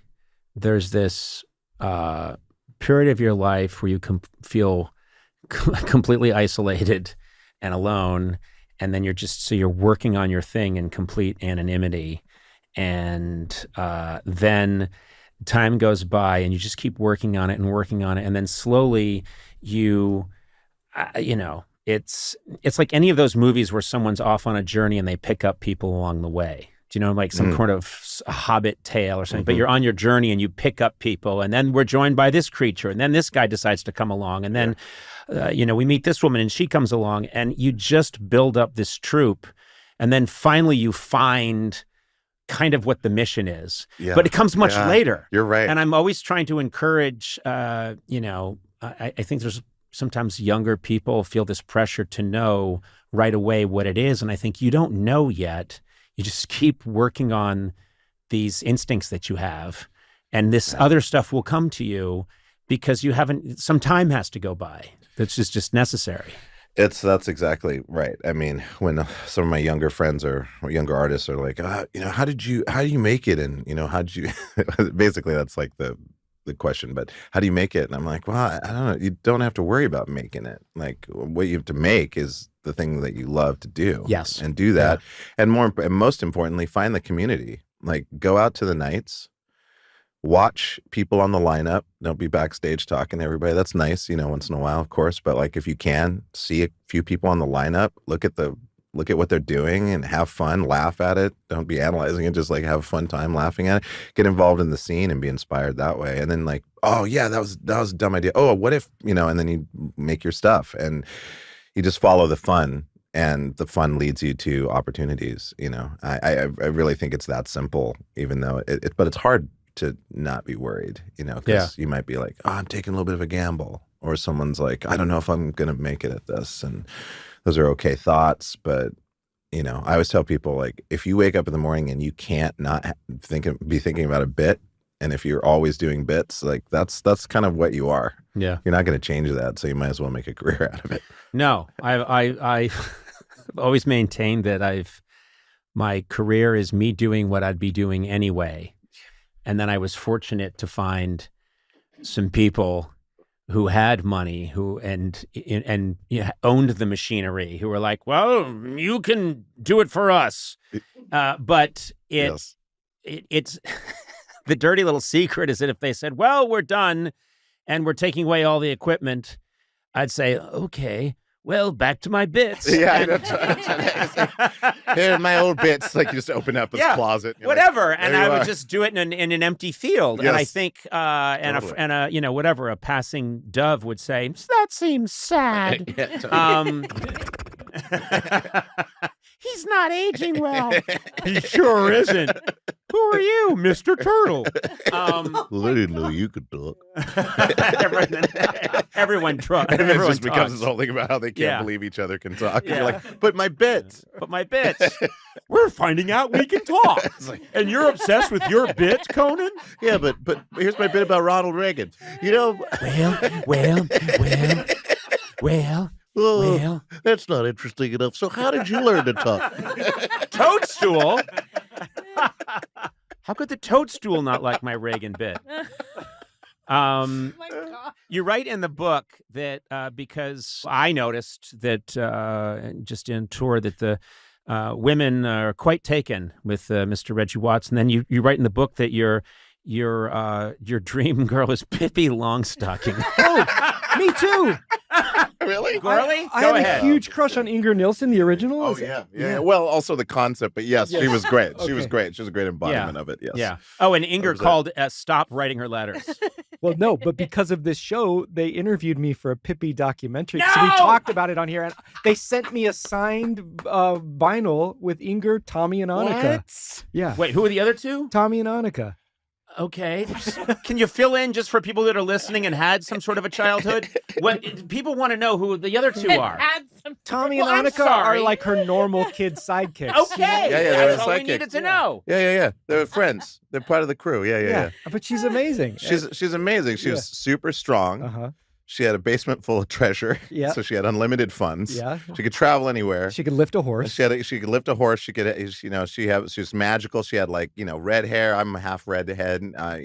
She had She had pigtails that were magical, and like she had cool style. I'm having such a sense memory right now. I'm in my grandfather's small house in Misquamicut, Rhode Island, and there's a Pippi Longstocking movie that comes on, and this might have been with Inger. I'm sure. And back then there's only 3 channels. This TV in Misquamicut, Connecticut, near the State Beach, doesn't get much reception of anything. So you'd see the same thing over and over again, and they were running a commercial for the Pippi Longstocking movie. Yeah. And there was just one line that rang in my head, which is a weird overdubbed. Someone, I think, overdubbing. Like, yeah, because it was Swedish. It's and Swedish. Then her accent would change from film to film. She would have just like a transatlantic, and then some films she'd just be like, "I'm from Brooklyn. I'm Pippi Longstocking." Oh, you wow. know. Well, okay. So what I remember, you tell me if this at all rings a bell, is she's lifting a horse. She's running super fast, like at 100 miles an hour, and they've just sped up her legs. She's doing all these crazy things, and then they just cut to a very European weird kid, and it looked like poor quality film stock, who goes, "Pippi, are you crazy?" Yeah, that's probably Tommy. Yeah. Yeah, okay. And I remember seeing that and going, what kind of movie is this? You summed it up. And my grandfather, a retired policeman, would say, "Turn that crap off! Pippi, are you crazy?" Wow. So But they're why? using clips from this podcast in that documentary because we talked about it. Well, we're going to talk about it more now. I know. And where's my cut, by the way? I want a piece of that. The Pippi money's huge. Pippi money. Give me that long I stockings. want in on that Longstocking money. So what is it about Pippi Longstocking? You first and then you, Matt. What is it?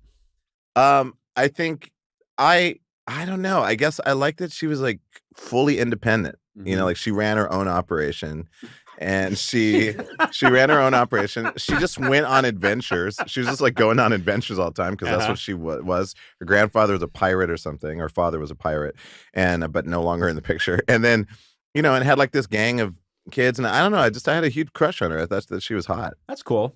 Yeah, I mean, I think Superman was always the ideal when you're a kid, but Pippi was kind of a little bit more realistic. Her dad left her alone. That's right. Just to live in this house called Villa Kula, and he just goes and sails the seas. And I had a huge crush on her too. Yeah. I think she was maybe like Blondie and Pippi were my first 2 crushes.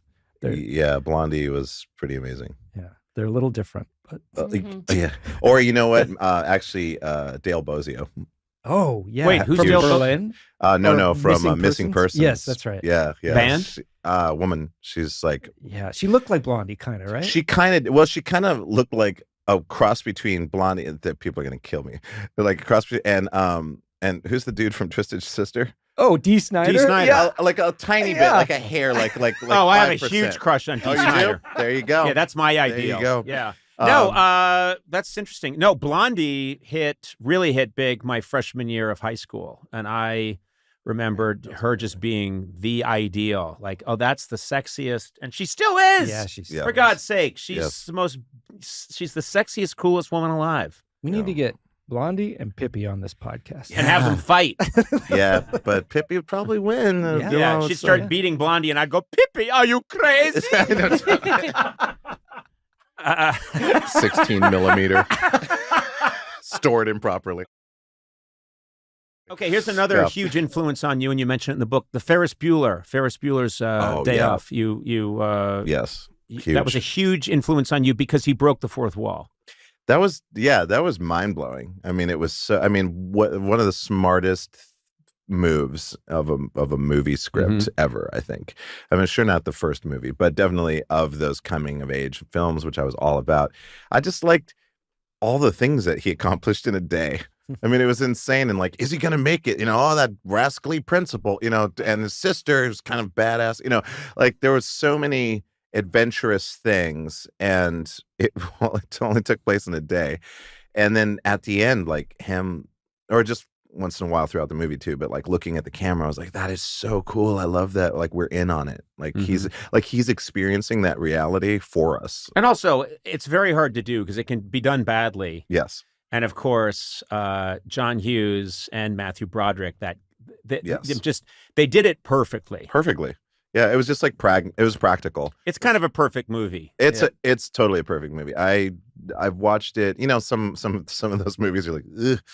But just moments of it are kind of, you know, Breakfast Club. This is totally aside and random, but I was down in Venice here in California with David Hopping like a week and a half ago, and we wander into a store, and I'm chatting with the guy who runs the store, and he says to a woman there who's also working there, this very attractive woman who's probably in her early 20s or mid 20s. And he says to her, I can't remember her name, but he says like, you know, Celia, tell Conan your story. Tell her your story.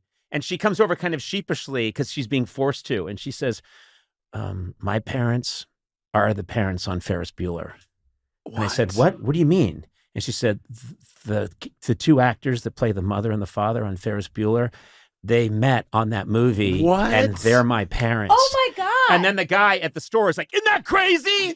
Oh, and at this point, I feel like I have to buy something.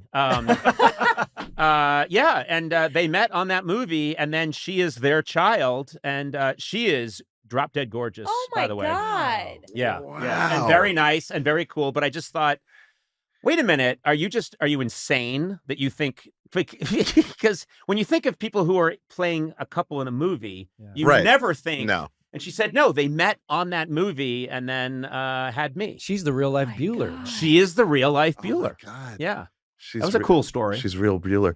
That's crazy. Does she ever just randomly stop in the middle of the street and just turn to a camera that's not there? Well, I was, Get a load of me. yeah, she did. While I was talking Oh, to no her. way. Yeah, she turned to a camera that wasn't there and said, I meet a lot of celebrities at this store here, in near Venice Beach. Conan, kind of bottom of the pile. But you know what? You got to pretend to be excited. And then she turned back to me. Oh, you were still there? I was still there. Oh, man. And I said, that's rude. And then she turned back to a different camera and said, who knew he could hear me? Multicam. Yeah, The multicam. fifth wall. now. Yeah. She broke fifth wall. She broke the fifth wall. She broke so many walls, the roof Not collapsed. easy to do. Yeah. Oh my God. She's living in a hypercube. Yeah. Anyway, I don't know her name, but shout out to her. And No kidding. Very, That's- and very lovely, cool person. So I'll glad just put to that know out there. that. That's Yeah. fucking mind blowing. Yeah. Yeah, I love Bueller. Bueller is great, but also I love Weird Science. Weird Science was huge. Like Weird Science. Weird Science is so insane So insane. because I'm sorry, but the premise is It's the so premise crazy. is crazy. It's because I remembered seeing that. This is how old I am. I saw that in the theater as an Uh-huh. adult who could Yep. choose to purchase or Yes. not purchase a ticket. Yes. And I went with Greg Daniels because we were both writers and we had no girlfriends. Big surprise. We're living out here in LA and this movie comes out, Weird Science. And we think, well, let's go to Westwood and watch it. To learn how to make a girlfriend. Yeah, exactly. We both need to make a girlfriend, clearly, because no one we meet wants to talk to us. So we go to this theater and these two guys just basically, I think, cut out a bunch of pictures from magazines. Yes. And feed them into a what? A supercomputer. Yeah. A super And a But a bra, home right? computer. Then they A brassiere. Yeah, then a yeah, brassiere. Yeah. Then I A think Barbie doll. Yeah. the out for and there's a Barbie doll, and then I think because they run a cable to the roof and lightning hits Yep. it, that makes Kelly LeBrock. That's true. That's Yeah, Now, but they I- designed her on the computer. Yeah. I That's know, right. but I was like, the leaps people were making with, if you take a personal computer and there's a lightning storm, Yep. and you have a bra Yeah. and some dolls around, Yeah. you Mostly can the make bra. Kelly LeBrock. Yeah, computers were still like fancy enough that you couldn't pin it down for. Oh, could it do that? Yeah, What? I know. People just didn't question it. Yeah. They're like, No. that'll happen. I guess that can happen with a computer and a lightning storm if they both we happen need at the same both. time. It's very hard. So, those kids got lucky in that movie. I remembered that happening and being like a 22-year-old in the theater and just saying, okay, I guess I really don't understand computers. I'm glad that But myself and my writing partner, we went out that night. We bought an apple. We bought 7 Barbies. Yeah. And you're still waiting. for And that moment. Greg was electrocuted. Nola Brock. Here he is, electrocuted, LeBrockless. The firefighters showed up, and all they said when they saw us, we were both smoldering, was trying to make a LeBrock, huh? A lot of that lately. We got 2 more nerds on Barrington trying to make a LeBrock. You two stop LeBrocking around. Get out of here. Yeah. Enough LeBrocking, you idiots. All the power surges going in these different nerd areas of town. then some shadow creature emerges in the background. I mean, yeah, that show was. I mean, also it had Mad Max vibes in it. It had I mean, it had It was so crazy. And the guy from Mad Max. Yeah, the guy from Mad Max was in it. It was insane. But the crazy thing was that my first girlfriend was English, and she was a model for like teen nightwear or something like that. And so she came from London because her mother married an Air Force guy, and so my first girlfriend was like this English brunette model. I was like, how's this even possible? Like, I was just watching Weird Science, and now my first girlfriend is this. It was very, very weird. Right. And I was very insecure about it because I was like, there's no way the whole time. There's no way. There's no, it's like, which is not the right attitude. And when you're saying that out loud and you're with her. There's no way. No way. Can't touch your shoulder? Oh, there's no way. There's no way. No way. While you're having sex. There's just no way. There's just no way. What? No way. There's no way. You're totally leaving me. Can we at least finish this first? Do you take this woman? No way. To be your lawfully wedded? Yeah. There's no way. Baby born. There's no way. How? My new book, How? My Life with the Real Kelly LeBrock. Hi, my name is Reggie Watts, and I feel quixotic about being Conan O'Brien's friend. Very nice. I love that. No one's used that word yet. I don't think it's been used on the podcast. On the earth in at least 20 years. Yeah, that's true. A quixotic attempt. Of course, after the great Don Quixote. Yeah, of course. Meaning a fanciful, vain attempt at something is quixotic. Sona's quixotic attempt to say something clever during the interview. That kind of, you know what I mean? Wow. Okay. Right? You like that? I guess. Is it? I don't know if that's the proper. Is it Probably the proper not. usage? Probably not at all. No, I don't think. But you say it confidently, and it is. Yeah, exactly. You say anything confidently. Post-truth, guys. Post-truth.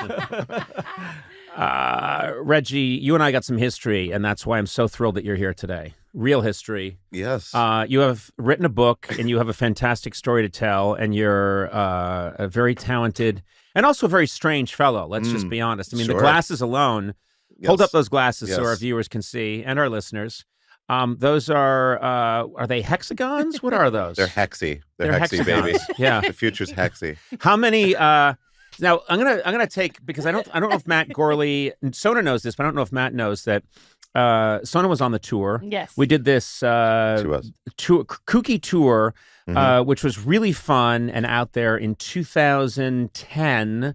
And it was a real happening. And we needed someone to open for me on this tour that went all around the United States of America. And we found Mr. Reggie Watts. And Reggie was a great opener for the show. And you did an amazing job. And one of the things you did so brilliantly is people were coming to the show. We put it together so quickly that nobody knew what it was. And I wanted them to know right away, this isn't the show you thought you were going to get. In fact, this is unlike any show you've ever seen. So you can't just have a standard. I just can't have a comedian come out and go, hey, everybody, how's it going? How you doing? Hey, what's with the sweater? Who died and gave you the sweater because they were dead and didn't need the sweater anymore? That guy sucks. Oh, that guy's terrible. Yeah, he sucks. He's dead, so he doesn't need the sweater, but the sweater's what fucking killed him. Anyway, I love that comment. It's a great bit. He is good in context. He's very good in context. And you should really see the sweater he would go after every night. And it was the same sweater. Plant. It was a plant. Hack. Anyway, we couldn't get that guy. I wanted that guy so badly. His name's Hack B. Hackenstein. We couldn't get him. No, but someone had heard of, have you seen Reggie Watts? And you were not a known quantity at the time, but we saw you and you were absolutely exactly what I wanted. And you would, I mean, I can't even describe what you would do, but it was so original and so fun and so interesting and so different that people would come in and they'd see the warm-up and they would think, you were there, Sona, like, oh my God, what is happening? What is this going to be? And it was great. You were perfect. It was awesome. Yeah. But you did one thing that completely blew me away, and then I'm going to let you speak at some point, but I'm just going to monologue for a while because it's Reggie Watts, and I'm very excited. You would, no matter, we were touring in the summer, it was very hot. This gentleman would wear very, very heavy sweaters. Yes. All the time. Always. And lots of corduroy. Yep. and suspenders and layers. and layers. Yeah. And t-shirts. we would be in Texas. We would be in, you tell me, Georgia. It would be 130 degrees. Yeah. And you would be walking around. You never sweat. And then I would be sitting in my dressing room alone doing guitar scales and trying to warm up my vocals for the show and just trying to get ready. And then I would wander down the hallway and I would pass Reggie's dressing room. And you will testify that this is true, Sona. I would pass Reggie's dressing room and it was always a happening. Yes. I would look in the room and there was always about 35 people there. Beautiful women, but with like an eye patch, a beautiful woman with an eye patch and a falcon on her shoulder. Oh, yeah. You know, Tanya. Yeah, exactly. Tanya. Yeah. I mean, it really Contract did. killer. The coolest people I've ever seen. And they were always different. Every time it was different people. Oh, there's a German man with a miner's helmet and he's got a goat with him, but he's also drinking absinthe. And it was just this insane collection of human beings. And they would always look at me like, was ist los? Ist dein Conan? And you'd be like, oh, hey, Conan. I'd be like, oh, hey. And you would all be like, a hookah. There are doves in the room. Prince was there. I don't know. Like, you had it was always a happening. Yeah. You're the coolest guy I've met. How did you do that? How did you? And we'd be nowhere. We'd be like, oh, we're here in Tallahassee, and there are those people again. And they don't. Did you fly them in? I don't know how that. You know what? Really, it had to do with the tour. I mean, who wouldn't want to come and hang out backstage at your tour? It was pretty fun. People were like, what is happening? Like, they were like, as much as you're saying, like, what is happening with this guy? Like, my friends were like, what's going on with Conan? It's like, I'm opening for, it's impossible. Let me come, you know? And I'd be like, yeah, it was easy. You know, everyone was so excited. It was so weird because we also never knew who was going to be backstage, and whatever state or city we were in, the most famous people from that state or city would show up. Right. And so, you know, we'd be in Seattle and it'd say, Eddie Vedder's Pearl Jam's gonna come do something on the show. And I'd be like, what? And I'd say, this isn't funny. This is hurtful, this prank. And then Eddie Vedder would, go ahead. One of my favorite. And this is Aaron Blair speaking. Yes. Now. I discourage his interruptions, but go ahead, Aaron. I remember. Just so you know, you'll never be allowed to speak. Yeah. Oh, yeah. No. I know that. I saw it in the contract. That tour was so nuts. I have a specific memory of being in San Francisco. And I was backstage, like trying to get from one side of the stage to the other. And there's this very narrow hallway.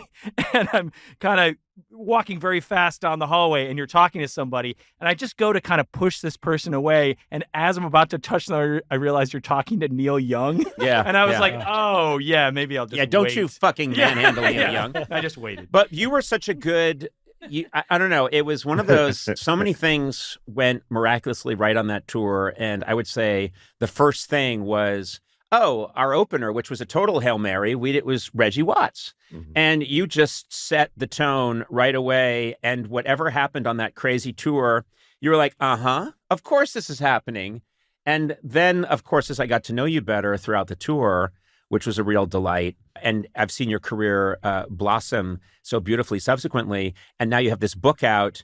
I realized that you have this improbable background that kind of made you coming into that tour feel like, yeah, what else you got? You know what I mean?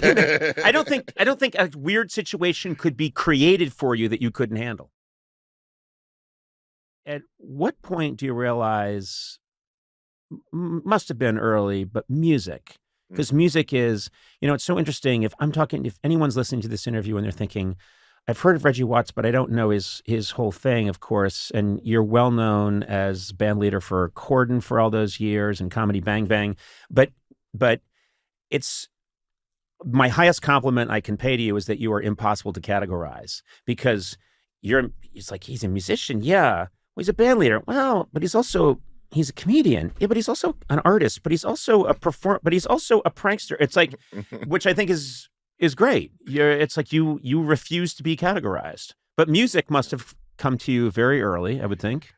I think music is the secret weapon. I think for me growing up, I loved music. My parents loved music. They listened to it. My dad was a huge jazz head. And my mom and he like shared their love of jazz, but also specifically like more funk, like James Brown and things of that nature. And my mom loved folk music, like, Nana Mouskouri and those types of Edith Piaf and those types of singers, Julio Iglesias. And so I was around so much music. Ray Charles was someone I gravitated to as a kid. I loved watching the way that he moved when he played piano. And then, for some weird reason, Elvis Presley, I was like my first record was an Elvis Presley record. I was impressed with the press, but he was, that's trademarked. You will have to meep that.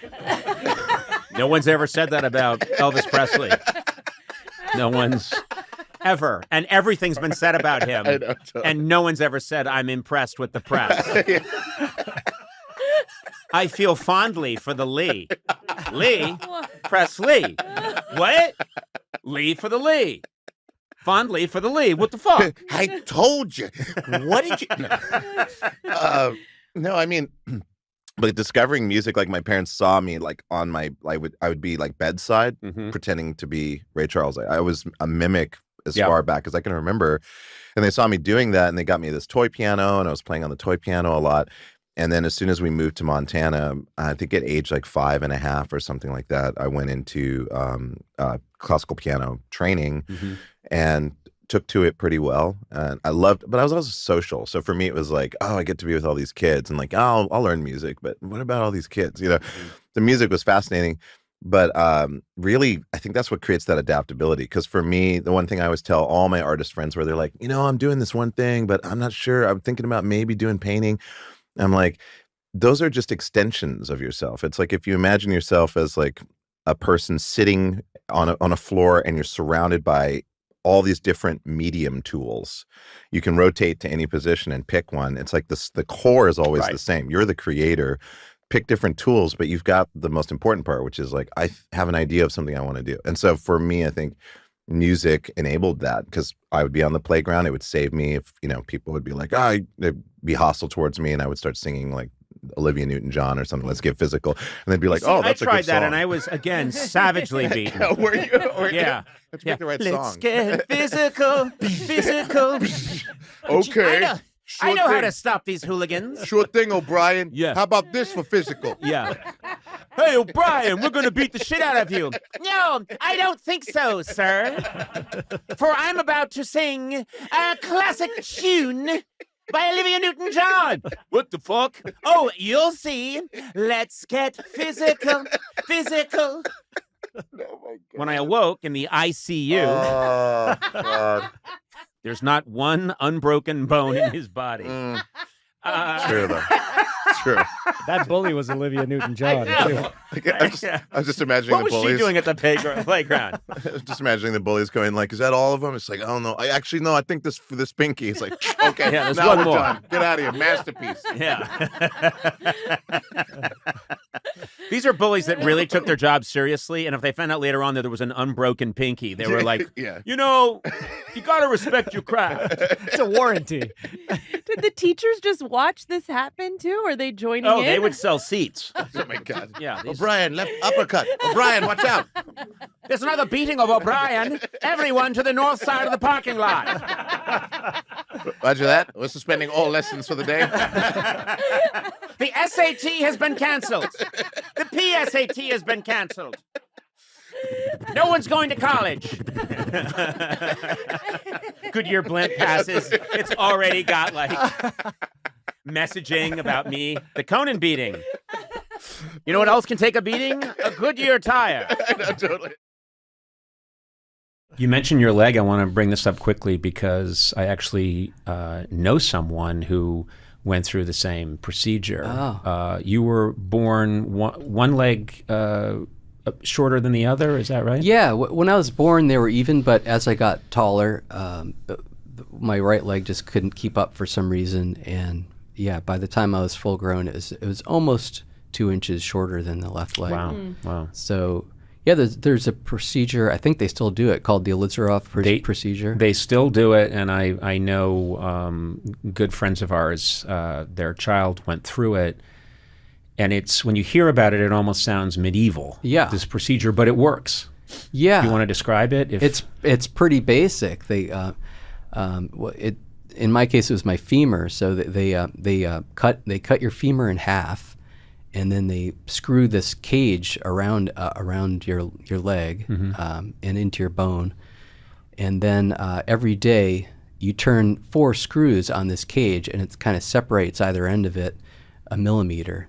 So over the course of a couple months, it's separated 2 inches, and the bone it's doing that, the bone's grows. kind of growing in the middle. Oh my God! Wow. But it must be. I mean, is that incredibly painful to turn those screws? Yeah, it was pretty painful. I mean, I know I asked a really stupid question, and I'll own that. But and I'll admit that I knew the answer, but I wanted you. I cannot believe, and as I said, I know someone who went through this, and it was very successful. But I really felt for this young woman, and I felt for the parents, because I just thought, I can't imagine turning those screws every day. I feel sad when I think about a little kid doing it, and I saw kids at the hospital doing it at the same time as me, and you feel bad for them because they didn't. I signed up for it. I wanted to do it. I was excited, but it worked. It was successful. Well, it didn't work. Well, that's the thing, is it works a lot better for kids. Their bones just grow, and even for me at 25 already, the bone just wasn't filling in, so I had to screw it back together again and then start over and start stretching it, and it still didn't grow. So they ended up, after a year of that, they took some bone out of my hip, ground it up, and stuck it into the space between the 2 halves of my femur, and then that finally took. Oh my God. Sorry. I'm sorry. That just took my breath away. That is, no. I'm sorry you went through that. But my God, it just, Do you want to ask him again if it was painful? Well, okay. I actually do. So, you take a little aspirin? Leave? What do you do? No.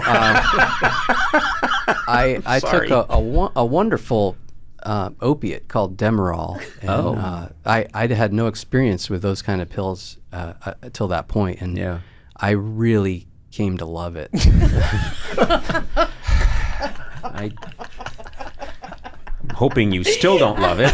I'm hoping that I try my best to avoid those kind of painkillers if at all possible, because they're so good. I do have to say, and I've been on record as saying this before, the few times in my life when I've required a professional level major league painkiller or opiate, I've been the happiest I've ever been in my life, and that's a terrible thing and no one should do them. But I understood. I understood where Keith Richards and everyone was coming from, but no, terrible. And the other silver lining is the way it affected my voice.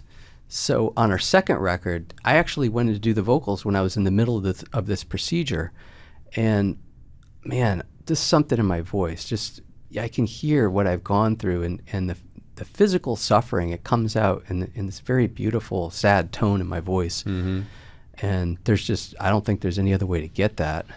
It's such a cliche, the hunger artist, that great art has to come, there has to be pain, and everyone has their own version of that. But, and clearly I don't wish pain on anybody, but something does come from this, I would think. Do you agree with that? That you get something? I mean, other than just a longer leg, that this is somehow influential in your creative process, or no? It depends on how you feel about that album, because it was a big flop when it came out. Still, a lot of people don't like it. You don't hear it on the radio, but for other people, it's their favorite Weezer album, and there's something really special on it. I love it, and I know at the time it was not a commercial success, and critics didn't like it. I think it's been reevaluated since then. Yeah, I'm a little skeptical because I feel like the only people who bother to go back and reevaluate an album from 1996 are the people who kind of already love it. Mm-hmm. I'd like to ask the people who gave it such bad reviews when it originally came out, hey, what do you think of it now? Yeah. It's hard to, I mean, who knows what they're doing now? Like, well, they may not still be reviewing music. Yeah. I mean, that's the other thing I learned early on is with criticism is try not to hold grudges. Try not to, it just felt so destructive to me. And I don't want to have a dialogue with people who, whatever, they didn't like what I was doing in 93 and 94, and there were a lot of people who didn't, and I understand where they were coming from. I just decided to keep going, and if I ran into them today, I would like to think I'd have a pleasant conversation with them, you know, and because I don't want to have that.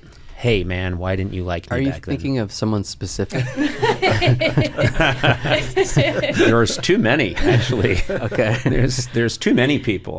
That's weird because as somebody who's just watching your show back then, it would never have occurred to me there's people that don't like you. Well, that's sweet. Well, it was generational. You mean the older people? Yeah, there was and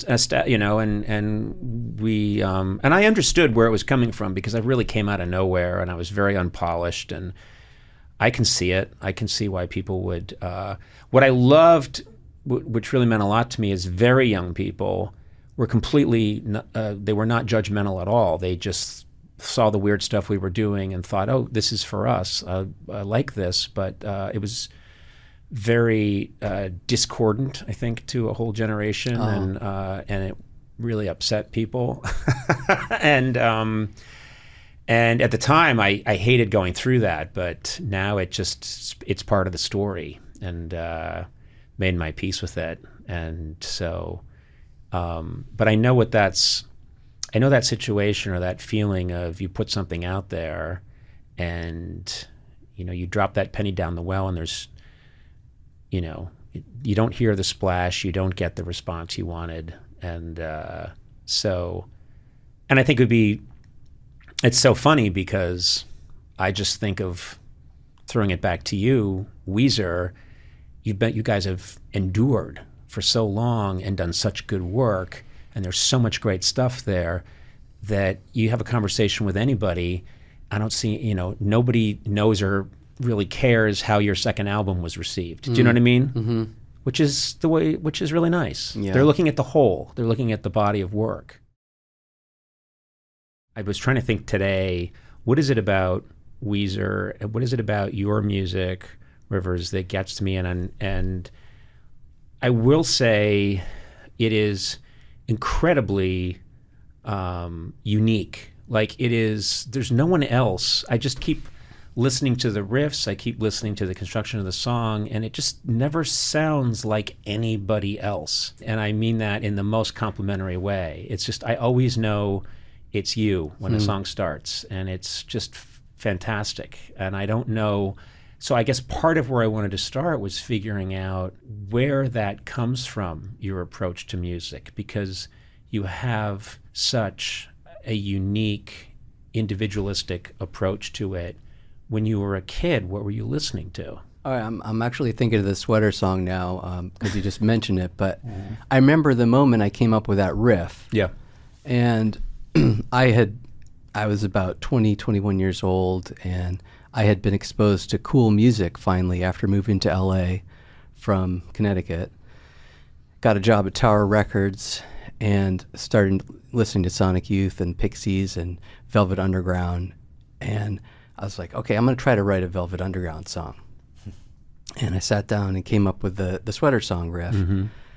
And I was like, yes, this is so cool. And, a couple years went by. We got signed, put out a record. It blew up. Very happy. 1995, we ended up playing this big festival in New York City, and Lars Ulrich was there from Metallica, and I saw him backstage. Yeah. And the truth was, I was a huge metal head in high school, and that's really how I learned how to play my instrument. It suddenly occurred to me, like, the sweater song, that riff, that's actually very similar to Metallica's Sanitarium. And if you play them next to each other, they're pretty much identical. Just one sweater song's in a major key. So I had to tell him that right then and there. That's what I told him when I met him. And how did Lars take it? He's totally cool. We just ran into him again. Yeah, he's just very, very cool. And because recently we covered Enter Sandman, and it's been in our set recently, and we ended up playing with him this summer, and we were so close to playing Enter Sandman right before they went on, and but when we asked him, like, hey, is it cool if we play it? And he said, yeah, that would mean we don't have to play it. So did you play it? No, we didn't. We chickened out. Oh, man. That would have been amazing. It would have. What would the crowd have done? I guess it would That's be... the question. Yes. That is the question. Well, Metallica would have to play the sweater song. Yeah, I know. Yeah. I'd pay to see that, too.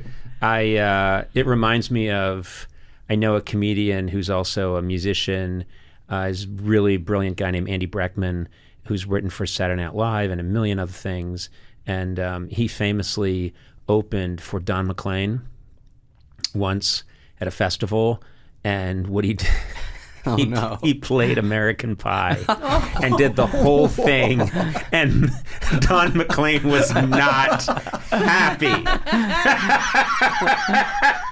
That just kills me. That just kills me. But yeah, I mean, Metallica could handle it because they've got a million songs, you know. Not so Don McLean. Sorry, Don. Oh, he's got the Van Gogh song. He's listening. Yeah. Oh, trust me. Avid fan. Avid fan.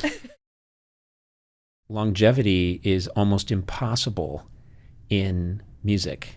You know, it's hard in comedy, but I think it's almost impossible in music, especially popular music. So that's got to feel amazing. It's been a long time. Yeah. I don't know what else to compare it to. This is the only life I've lived as far as I know, so it seems pretty normal. Mm-hmm. But yeah, there's not a lot of the same bands that we started with are still going. What do you think has helped? Because the band dynamic is so impossibly, it can be so corrosive, and bands usually just end up splintering, falling apart into a million pieces. Yeah. What is it, do you think, has helped you guys stick it out? First of all, we really need each other, but we're way more successful together than any of us would be separately. Mm-hmm. And so we're kind of stuck. We're stuck together. And then just getting older and getting married to other people, women, not us, not each other, and going. So you didn't all marry each other. Well, I'm sorry, I read this article. My research. Who's doing the fucking research here? It says here, and then in 1998, the band all married each other. This unconventional rite was sanctioned by the. Okay, well, anyway. That would not have worked. I want you to think about it. What do you think it is about you guys all getting married, which some people might think that would pull you apart, actually helped you sustain? Because you learn how to communicate. Yeah. With, you know, in your marriage, you have to, and likely, your partner can teach you so much about communicating, and then in my case, so I've been in couples therapy for many years, and just learning how to communicate, and then I bring that back to the band, and it now, like, things that caused so much problem when we're in our early 20s in the band, and in some cases caused ruptures, and like all that stuff would have been avoidable with better communication that we have now. That's I have found that as time has gone on, I look at myself in my 20s and 30s, and I was so driven and so ambitious and kind of, I don't want to, I mean, puritanical about this is comedy and sacred and it must be this way and it's the only way it can be, and then I attributed a lot of my mellowing to I've become more sophisticated, and I've become my marriage of 20 years has really helped me, and my children, and I do, I've come up with all these ways in which I've become wiser, and then my wife's mom, my mother-in-law, who's very smart and a therapist, she said, well, your testosterone level fell. And I went, what? And she went, testosterone levels with men, they drop, and yours has, fallen precipitously, which is why you're so feminine now and easy to get along with. And I was like, oh, okay. Interesting. Thanks a lot. I was wearing a wonderful dress at the time, beautiful. But yeah, there is something about I love. We all kind of romanticize, or it's easy to romanticize, especially when you're younger. That kind of Neil Young. It's better to burn out than fade away, and die young and leave a good-looking corpse. And as you get older, you're like, fuck that. I want to be here and keep changing and evolving, and I'm fascinated by the whole thing, and I'd like to keep creating and see what I can do. And if people prefer the earlier stuff or they don't like what I'm doing now, I'm going to keep trying. So you guys put together that first Weezer album, and it's a huge success. That's the time that I encounter you. And do you remember that now as like a really happy time? Some people have a hard time digesting that kind of success. It was a huge deal. Yeah. I don't know if that was particular to our generation, but it seemed like a whole lot of bands tried their best to make it. And when they finally made it, they became very miserable and felt like this was the last thing they wanted. Mm-hmm. And I don't know if that still happens to young artists, but it seemed like it happened to a lot of ours. Did that happen to you guys? Yeah. After a year on tour, I was like, screw this. And I went back to college. That's right. It's... And what the thing that you hated about it was touring, repetition, being on a bus, that kind of stuff? Yeah, it was utterly mind-numbing and boring, and just singing the same songs over and over, and there's tons of travel, packing, unpacking, and none of it was interesting. Mm-hmm. And I just craved some kind of intellectual stimulation, so I went back to school. You and I were at the same college, different times, but you went to you applied to Harvard when you're already a rock star. Is that correct? Yeah, we were on tour, and with a monster hit album. Yeah, and you decide, and this is what a lot of rock stars do. They have a monster hit, and they say, you know what? I think it's time to apply to an Ivy League school. Yeah, we were playing Boston, so I just went up to the campus and got an application and filled it out, and I couldn't believe it, but they accepted me. Yeah, I think there are a lot of people right now going, wait, what? I went in, it's like you applied for a job at CVS. So you get accepted, and suddenly you're at Harvard. Don't people know that, oh shit, that guy over there who's in my Ec 10 class and who I just saw getting veal parmesan at the Adams House dining room, he's a rock star. Did they know? Not until the last day of school, because most of our fans at that time were like 10 years old, literally. Mm-hmm. We connected to a very young group of kids, and it wasn't really like a college audience. Right. Also, it's kind of hard to remember, but at that time there was no sense of like me as the front man or like famous or anything. It was more, people knew the name Weezer and they knew a couple songs, but that was about it.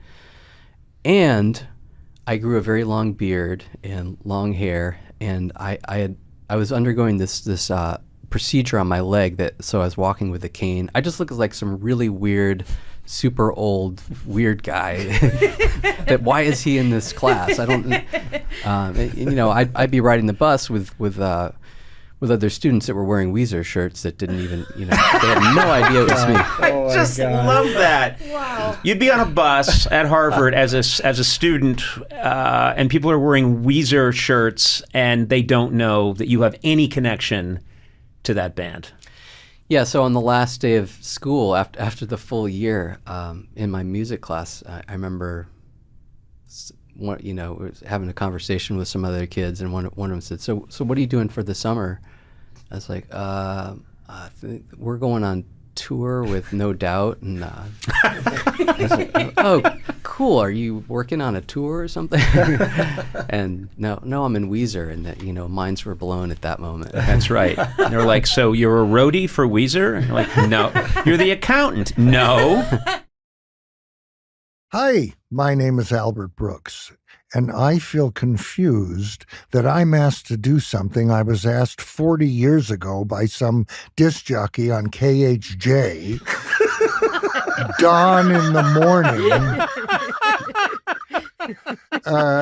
And I guess nothing's ever changed. No. So I'm confused about being Conan O'Brien's friend. Oh my God. We bought the rights from that disc jockey. Hi, I'm Rob Reiner, and I feel almost honored. Yes. To be Conan O'Brien's friend. That's so close to being a real statement from both of you. There's no way around this, so I'll get it out of the way. I've done, how many of these have I done, Adam? 520. How many? This is it's a big day for me. I'm totally in love with both of you guys and your incredible body of work. And so the fact that you're here talking to me is a huge deal. And that's pretty much all the time we have. I think we should wrap it up there, because these are two men that don't want to be complimented, especially Albert. I have a hard time with That's it. Barry Sanders. I want to be complimented. You want to? You're incredible, Albert. What can I say? I think the same, Albert. Yeah. Okay. I have to say, there's a lot to talk about here. I wanted to start because it just happened. We just lost Norman Lear. I know you guys both knew this man very well. And for you, Rob, he was like a second dad. He was. Yeah. I mean, I'm very lucky that I had two role models in my life that I could look up to and I learned from. I mean, I met Norman when I was a little kid, and he tells a story. I don't remember it, but he tells me that I was teaching his daughter. I was playing with his daughter who was 8 years old. We were both 8, and we were playing jacks. And I was teaching her how to play, giving her the rules to jacks. And apparently I was doing it in a funny way. I didn't know. And he told my father, he said, your kid is really funny. And my dad said, really? That sullen child of mine? He can't be that funny. So Norman was the first guy to recognize. Can I say how times have changed? Yeah. Because that's how long ago it was that the thing was, oh, your kid is so funny playing jacks. Today, nothing said about a kid with a little girl is ever good. But wait a minute. If you call your dad... It's a very creepy comment. Yeah, but Albert, we were both 8. I wasn't like 24 and she was 8. You were advanced for your age. And your line for much of your adult life is, do you want to play jacks? As my That's been your uncle line. used to say, you're old enough to be canceled. It's one of the things about these really funny people that occurs to me sometimes is first of all, Norman was he 101? 101, yeah. Absolutely unbelievable. And of course, your father, Carl, lived 98, yeah.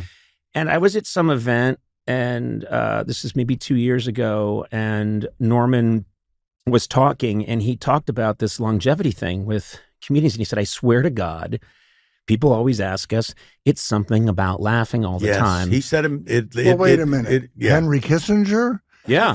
Have you been? He was very funny. He was very the man funny. was very funny. Very funny. He laughed every day. I saw him once at the Improv. And how did he do? He did that same Vietnam bit. Yeah. Did he get any laughs? I told them the Pueblo was real. They didn't believe. Laugh.